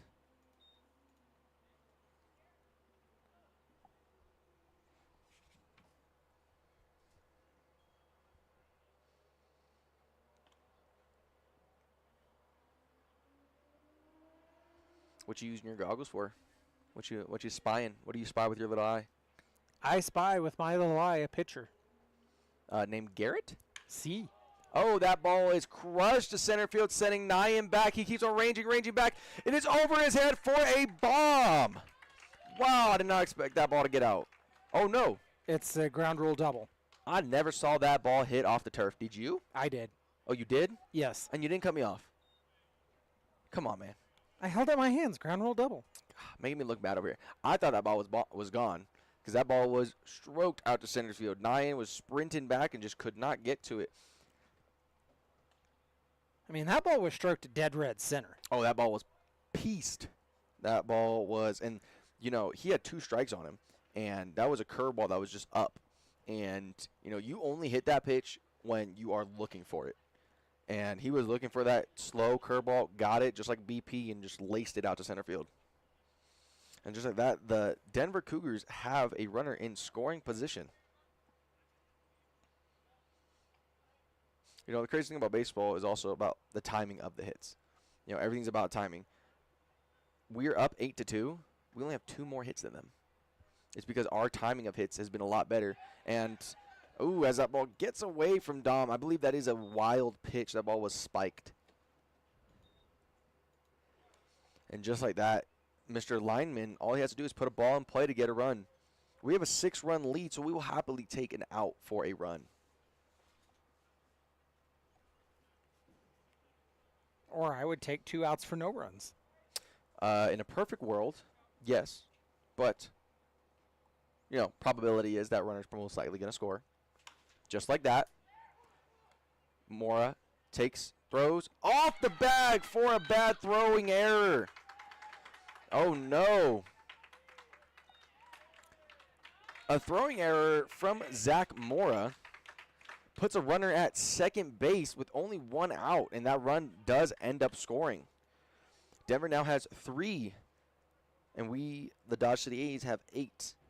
Still close enough, or enough of a lead that we don't have to start panicking, but we have been known to lose games late. I'm just saying, you know it. We've had trouble closing out games. I'm sorry. I apologize. Justin's not allowing me to see patterns. I'm not allowed to. Pattern recognition software is not up to date right now. The AI is broke.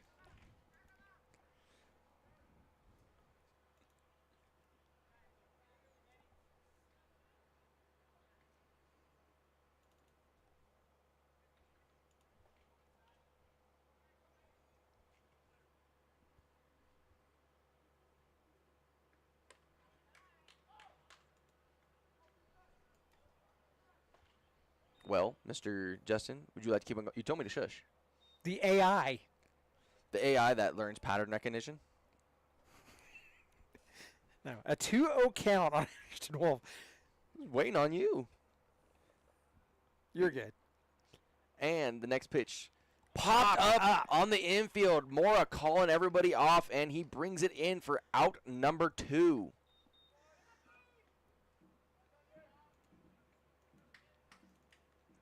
Runner stays at second base with Mr. Dominic Guzzi, the center fielder, coming up right now. What has he done on the day? Singled. Just singled? Twice. Ooh. So he's kind of seen the ball pretty good. And walked. So he is seen the ball pretty well. As Garrett comes with ball number 1, up and away. Fans chanting 2-out rally. Let's go A's. You know, as a commentator, I don't think you're supposed to be doing chants. You know, just going to be honest with you. If I'm not allowed pattern recognition, you're not allowed to chant. As that ball is fouled away for strike number 1. Let's go A's. Do what you have to do, sir. Do what you have to do. This is your show. I'm just on it. I'm just a special guest. We're gonna have a little bit of fun up here. You know, shenanigans. I like to have more fun with the players, but the players are really not. Players are being a bunch of sticks in the mud. Exactly. Like, I went up to Cole and I said, "Hey, dude, you did great." He said, "Thank you." And then I said, "You want to come out and talk about it?" He goes, "Nope." Just no. Walked away. No questions asked. Didn't want. Didn't just say no. He just slammed the door and said. He said, no. "Nope." Like I was a solar salesman. and knocked on the door and said, "Hey, I'm selling solar," and he slammed the door in his face. I was trying to save him money. I was trying to have him come up here and get some community engagement, talking with everybody about how his start went. But, you know, hey, to each their own. We were lucky. Paxton did it yesterday. Mm-hmm. Paxton came out and started talking with us. You know, some of those guys just need to come out. Paxton talked. Frank talked with us. We just need, as Zay talked with us today. Yeah, Isaiah's just talked earlier. Some of the kids just need to get out of their shell. And, you know, they see me doing it, and they're like, you know what? Oof. You know, if he can do it, I know I can. We almost got Bo out of his shell yesterday. We were working on it. If he's not in the lineup tomorrow, best believe it. We'll find a way. We were knocking on it, didn't quite break through. Mm-hmm. The full count payoff pitch on its way. Swung on and missed, and the bat goes further than the baseball because that baseball is in the mitt. And just like that, it is now out number 3. And the Dodge City A's head to the top of the 8th with an 8-3 lead.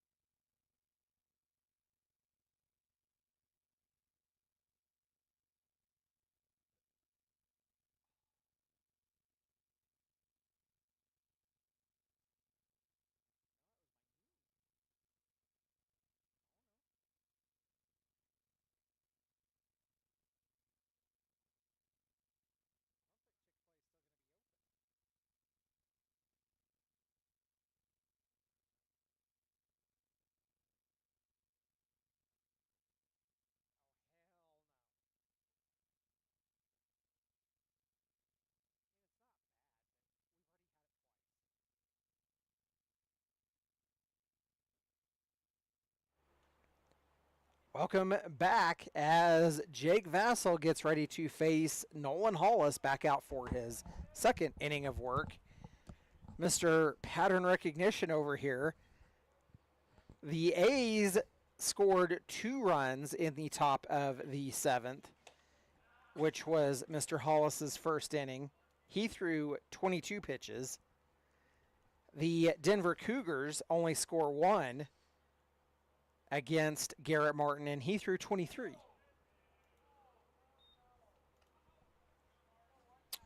Yes.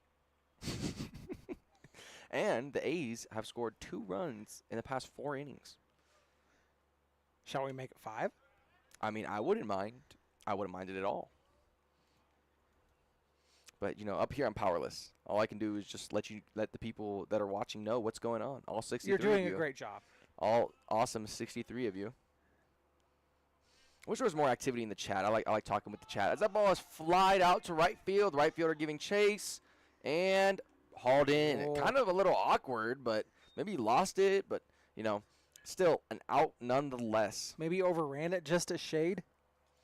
Honestly, couldn't even tell. It did look awkward, though. In steps Shannon Martin, who was hit by pitch his last time up.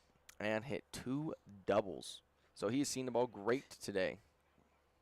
I wouldn't give him any straight fastballs. You know, everything against him would have to be, you know, change up, slider, curve, like, you know, and make sure it's around the plate, not down the middle. You know, that is the approach right there. Not to give him anything hittable, but kind of want to get it around the strike zone. But, I mean, we'll take that. We'll take 4 in a row of those. Well, you got to get it around the strike zone to be enticing. Exactly.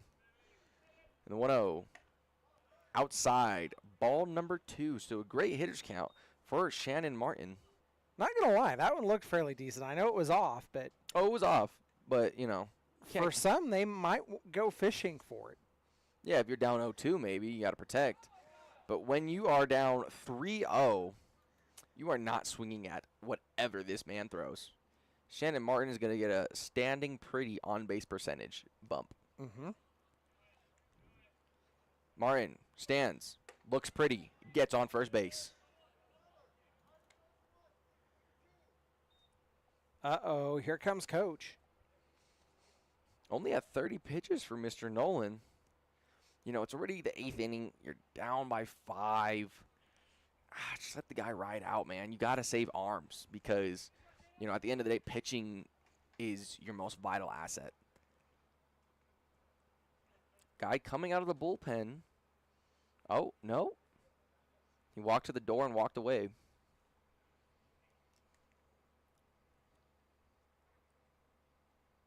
So the Denver Cougars playing us today, they will Play the Angels tomorrow. No. Yeah. on Wednesday. On Wednesday. And then go to the Liberal BJs Friday, Saturday, and Sunday. And then we'll return back home on Monday to face the Foxes. So they option to leave Mr. Hollis out there. Shannon Martin dancing at first base. Pitcher steps off. The one in tight to Grant Wiseman. He takes ball 1. And our guys in the dugout are getting a little chippy. Wiserman's 1 for 4. With a double. Double down the line, standing up. Shannon's getting big over there at first base, messing with him. That ball's up for ball number 2.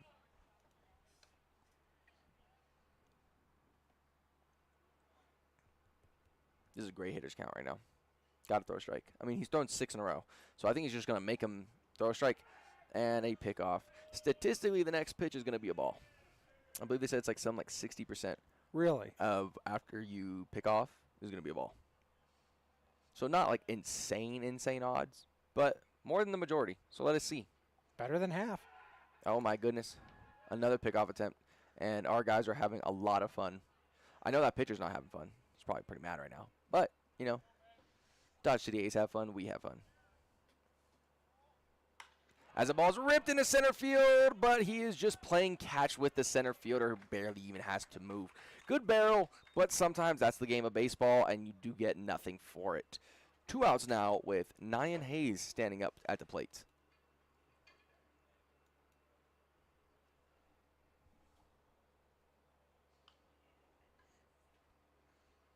Nyan, I know, has doubled today. He also walked last inning and scored. He's walked twice, actually. And another pickoff attempt. Mr. Hollis has a liking to Mr. Shannon Martin. Although he is dancing over there. He is having a good time. That first pitch is up to Mr. Hayes. Ball number 1.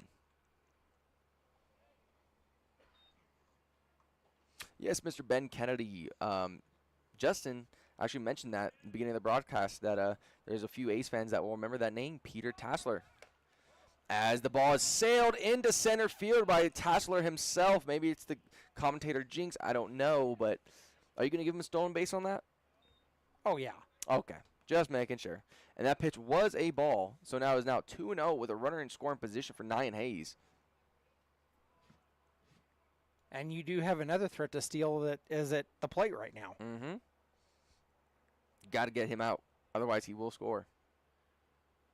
As that ball's ripped into right center field, the ball going back, and it's gone! It is for his first bomb of the year, Nyan Hayes. Showing the Oppo Taco power. You know, you do not have power unless you go Oppo, and that's exactly what he just did. Hits the Euro step on third base, Coach Dakota Young. He is having a great time. He is having fun. Hey, Mr. AI pattern recognition over there. Look at the scoreboard. Another 2 spot for your Athletics.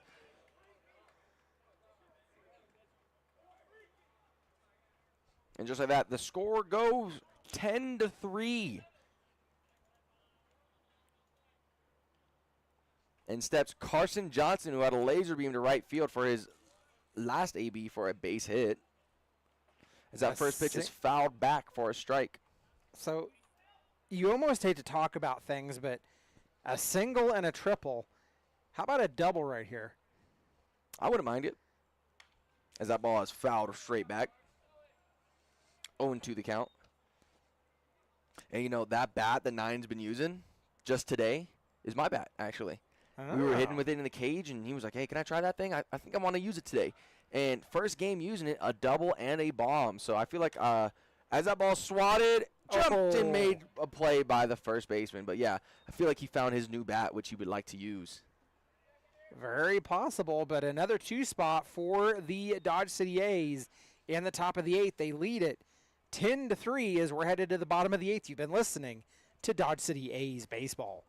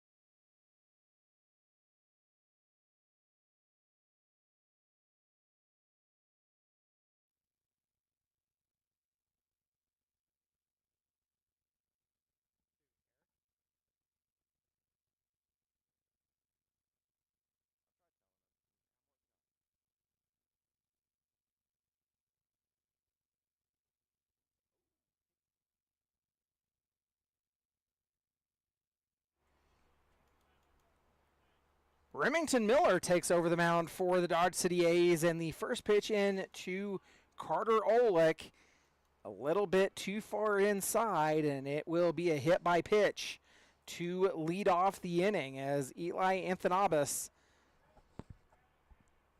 Athenbus. Mr. Athens swings and misses on that one for strike number 1. We also do have a defensive replacement. Eric Mendoza goes at third base, batting 5th instead of Nathan Murphy, or Nate Murphy. So the 2 young guys on the team out on the playing field now for the Dodge City A's. That ball is ripped foul. 0-2. As it comes back into play after banging off the light tower. Remington and Eric are both DCHS. Yeah, is that just Dodge City Community or Dodge City High School? Dodge City High School, and they just graduated, so true freshmen on the mound. And as that ball is taken outside for a ball, the throw from his knees, safe, and we have a stolen base.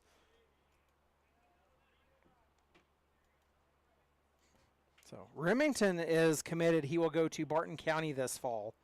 Where's that at? It is Great Bend, Kansas. How far is that from Dodge? About an hour and a half. Oh, so he's staying close to home. Staying close to relatively. home. Eric Mendoza is still uncommitted at this point. As that pitch is swung on and missed for strike number 3. We have 1 out as he slams his bat onto the turf.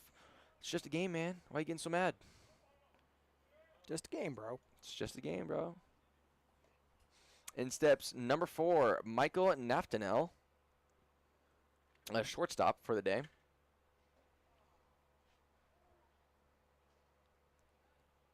First pitch from Remington. Oh, thought he was going to pick it off the hop. The throw. Safe. The throw was there, but if it wasn't quite as high, then maybe Jake could have kept his feet on the bag. So a throwing error on the Dodge City A's.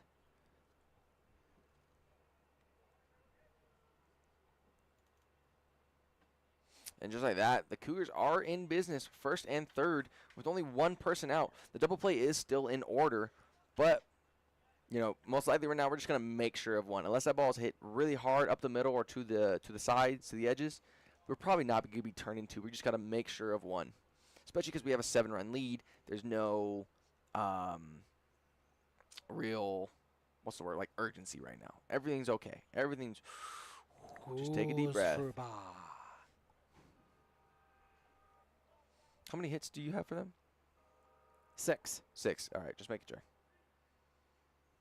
And that ball is ripped into right field for a base hit, and a run comes around to score.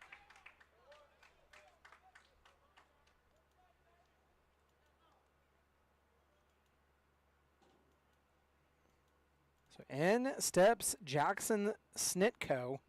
He's 0 for 2. Hit into a line drive his last time up. And the score changes to 10-4. Your Athletics are still up by 6. So, no rush yet. No sense of urgency. And just like that, the Denver Cougars have scored 1 in 3 straight innings.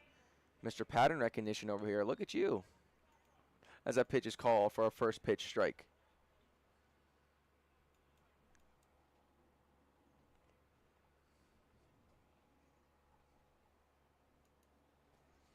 The 0-1 on its way. Ball outside.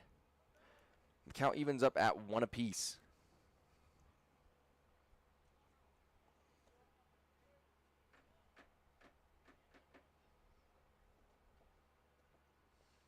Remington throws. The ball's hit to the shortstop, who caught in the air for an out. And a nice leaping play by Carson Johnson. Oh, he was coming across the bag to double him up at second base, but he was already there. So to avoid the collision, just hops over him, showing some athleticism. Why not? Just like that, there are 2 outs in the inning.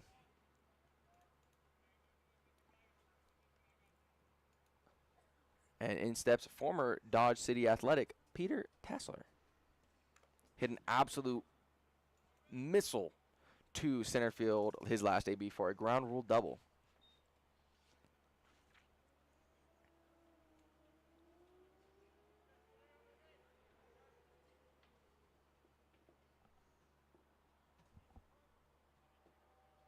We hope those are fireworks and not gunshots. I bet they are. Remy sets, deals. Ball low for ball number 1.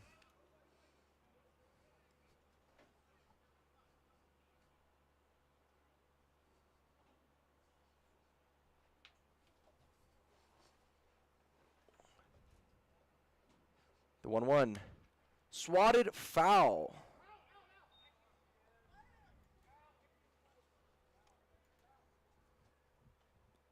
And the count goes to 1-2 with 2 outs. The Denver Cougars have a runner on first and second, 2 down, 1 already in this inning.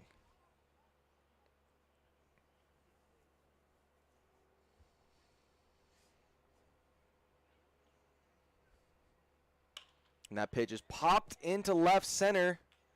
Nyan Hayes giving chase. Oh, Grant Weiserman didn't see it off the bat and just stood there. Nyan Hayes dives for an attempt, but it is now a stand-up double.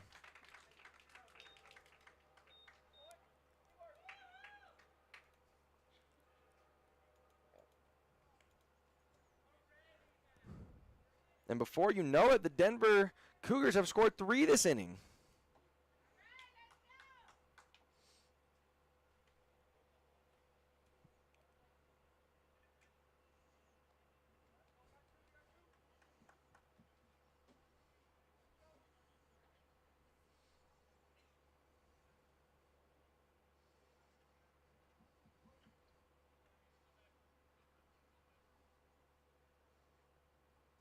First pitch on its way, foul back for strike number 1.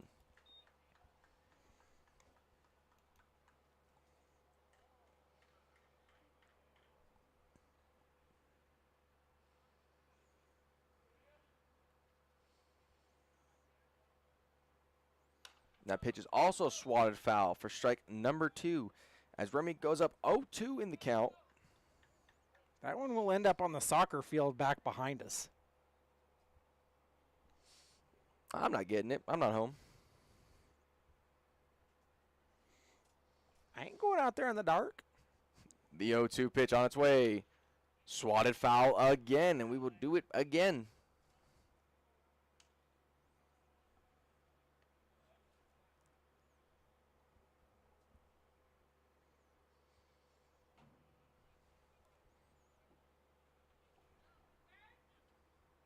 The 0-2 coming from Remy. Ball up for ball number 1.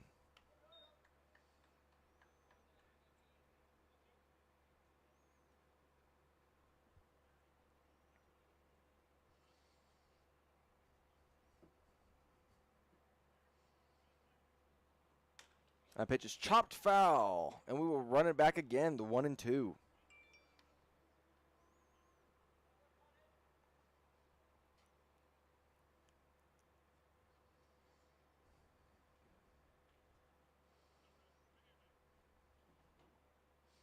The Cougars fighting back in this inning, scoring 3 already, and that ball is saved by Dom Roberts. That could have been bad. That runner could have been on third base because of that. Definitely could have been on third base, and we sing the praises of catchers every so often, and right there is another prime example of the work that they do behind home plate. As that ball is chopped to short, Mora fields, throws. Ball is picked by Jake Vassell, and we get out of the inning. But that is not before the Denver Cougars score 3 runs. The Dodge City Athletics still lead 10-6. We will see you in the top of the 9th.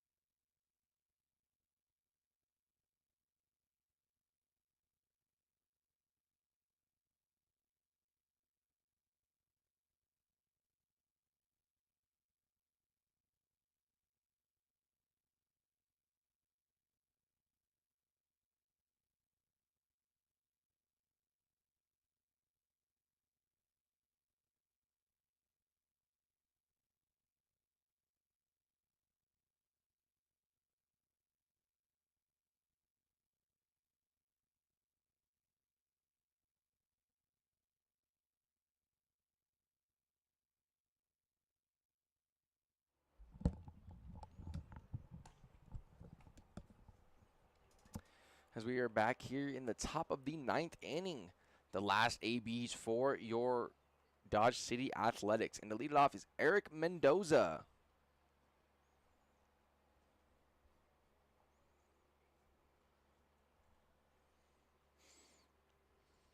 A new pitcher on the mound, Augustin Sanchez for the Denver Cougars. Mendoza's looking to, change his fortunes at the plate. He's been struggling as of late. Let's see, we've had a good amount of our guys today, seeing the ball way better than they ever have. So hopefully that is in the same ballpark with him. Actually, Mendoza's still hitless on the season. Mendoza? Mm-hmm. He is. So he's trying to, change his misfortunes. Some of our guys today actually have not been doing too well, on the season. But yet they come out and put up a 10 spot. So, all it takes is one. You have one good hit, one good AB, one good time seeing it, and then you're in your groove. It starts with one. And the first one you get makes everything so much easier. A 3-0 count as strike number 1. Come on, Eric. I just want to see him hit a laser beam. As that ball's chopped up the middle, he's going to run a hard 90. The shortstop has to make an athletic play, but he cannot.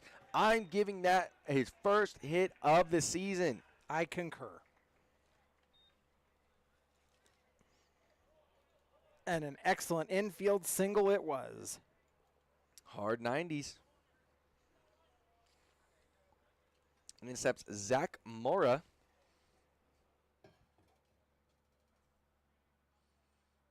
The lefty deals.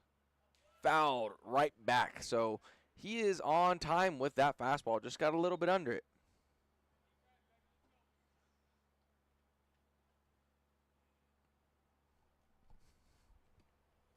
In a pickoff attempt, unsuccessful. Mendoza gets back.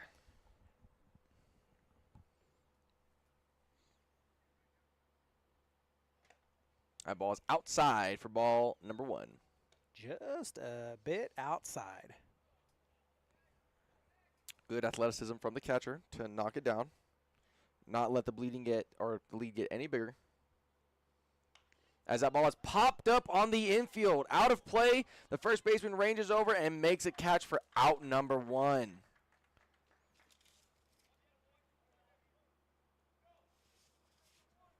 Dominic Roberts coming up to the plate. 2 doubles on the day for him, both down the first baseline. So let's see if that first baseman can, maybe knock one down this time.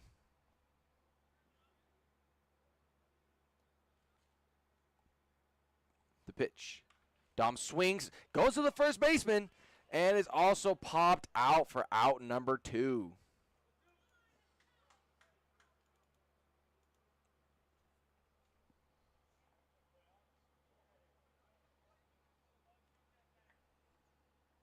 You spoke it into fruition. I mean, it's called pattern recognition. He's hit everything towards the first baseman. And then steps Bo Dallion. As that ball is fouled away for strike number 1. We haven't scored 2 this inning. Bo is a big kid. This guy's not throwing too hard. Bo's been seeing the ball well.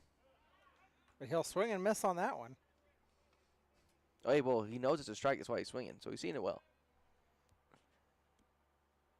Let's see what Bo can do right now. 0-2 with 2 outs, as he swings and misses for, foul ball. Really lucky that the catcher dropped it. Second life for Bo. Let's see what he can do with it.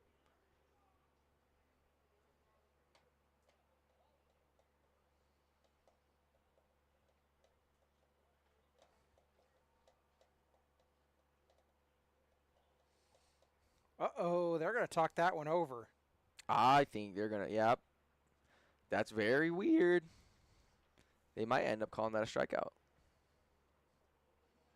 Might say he never touched it. Because that's really random for them to just start talking. Didn't even see any coaches go out there or anything. All right. It was not a strikeout. Beldalian does get his second life. Let's see if he can cash in with it.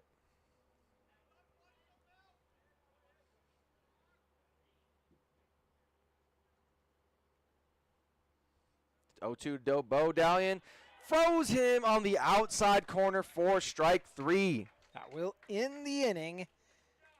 And the Cougars down to their final 3 outs. They need to score 4 to extend. You've been listening to Dodge City A's Baseball.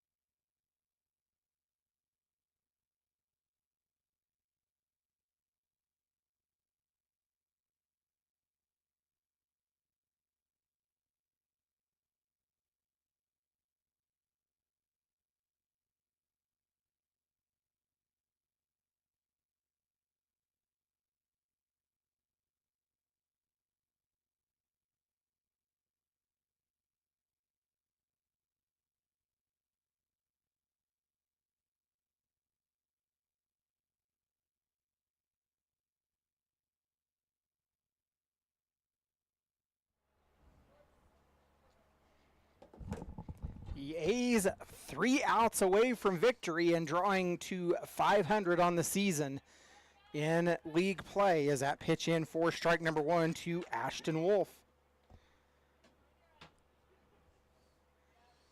Pitch number 2 on the way.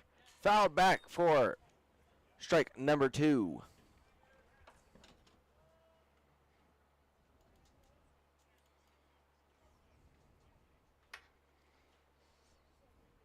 You know, top of the order coming up for the Denver Cougars, and they put some good barrels on baseballs. So it's gonna be interesting to see. And he check swings. Did he go? No. So ball number 1. Ooh. That's a close call. I could see that one having been called. Yeah, but it's not late enough. The umpires don't want to go home that badly. That ball's chopped to shortstop. Zach Moore comes up, fires, gets the out. And just like that, there's 1 down in the bottom of the 9th, courtesy of a nice play by Zach Mora. A very athletic play. Oh, yeah, he somehow always seems to get those ones. To get the first out of the inning.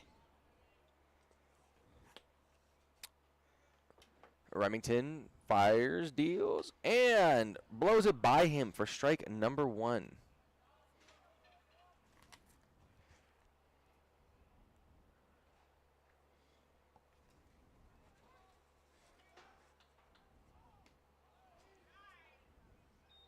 The ball down and low for ball number 1.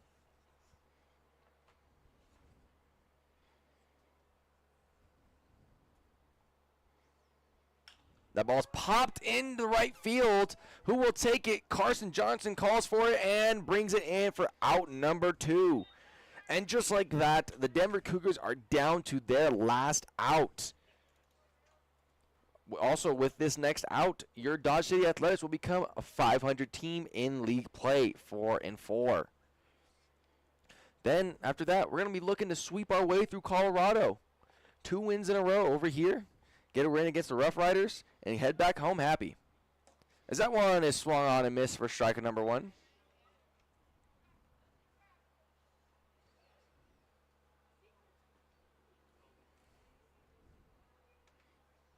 The 0-2, or the 0-1. Now it's 0-2. I can tell the future.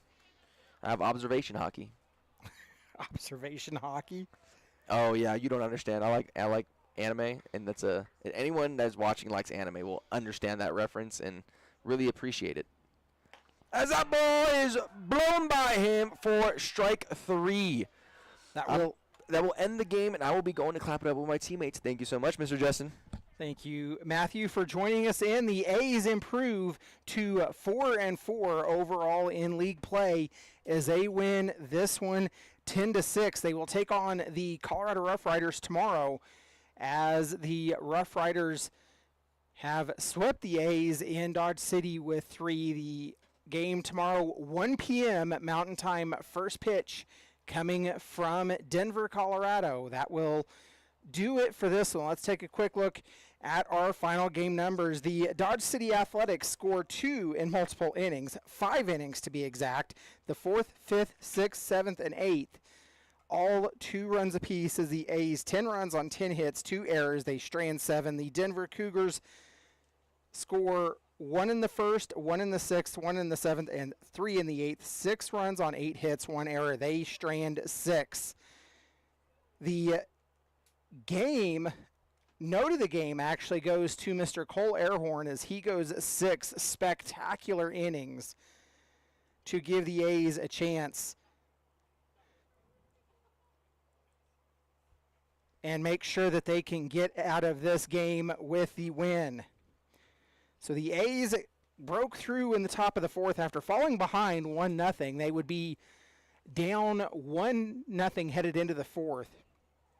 And Grant Weisermans would break through a lead-off double, followed by an RBI double from Mr. Ryan Hayes. That would put the A's tied ball game, and then Mr. Hayes would be moved over by Carson Johnson on a fly out, and then an RBI ground out from Nate Murphy to give the A's the 2-1 lead, and they would not look back. Dominic Roberts would lead off the fifth inning with a double, followed up by a walk from Bodalian. Both of those individuals would come around to score. A leadoff triple in the top of the sixth for Carson Johnson. He would come around and score, as would Dominic Roberts, who got on an error. And then a Bodalian walk would put runners on for the Dodge City A's. A Jake Vassell hit by pitch in that inning as well. Nyan Hayes would lead off a walk in the top of the seventh, followed by a Carson Johnson single and a Dominic Roberts RBI double that would give the A's the 8-3-4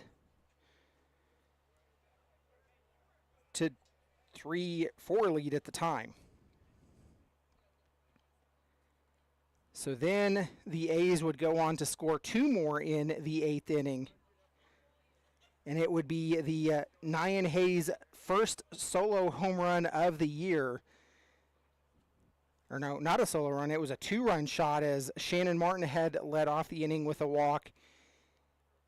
And the Nyan Hayes home run over the right field wall that would give the A's enough to move past the Denver Cougars 10-6. I am Justin Hergert, was alongside Matthew Chavez tonight, saying thank you and good night from Denver, Colorado, as the A's win this one 10-6. They are back in action tomorrow, 1 p.m. Mountain Time, against the Colorado Rough Riders. We'll be back then.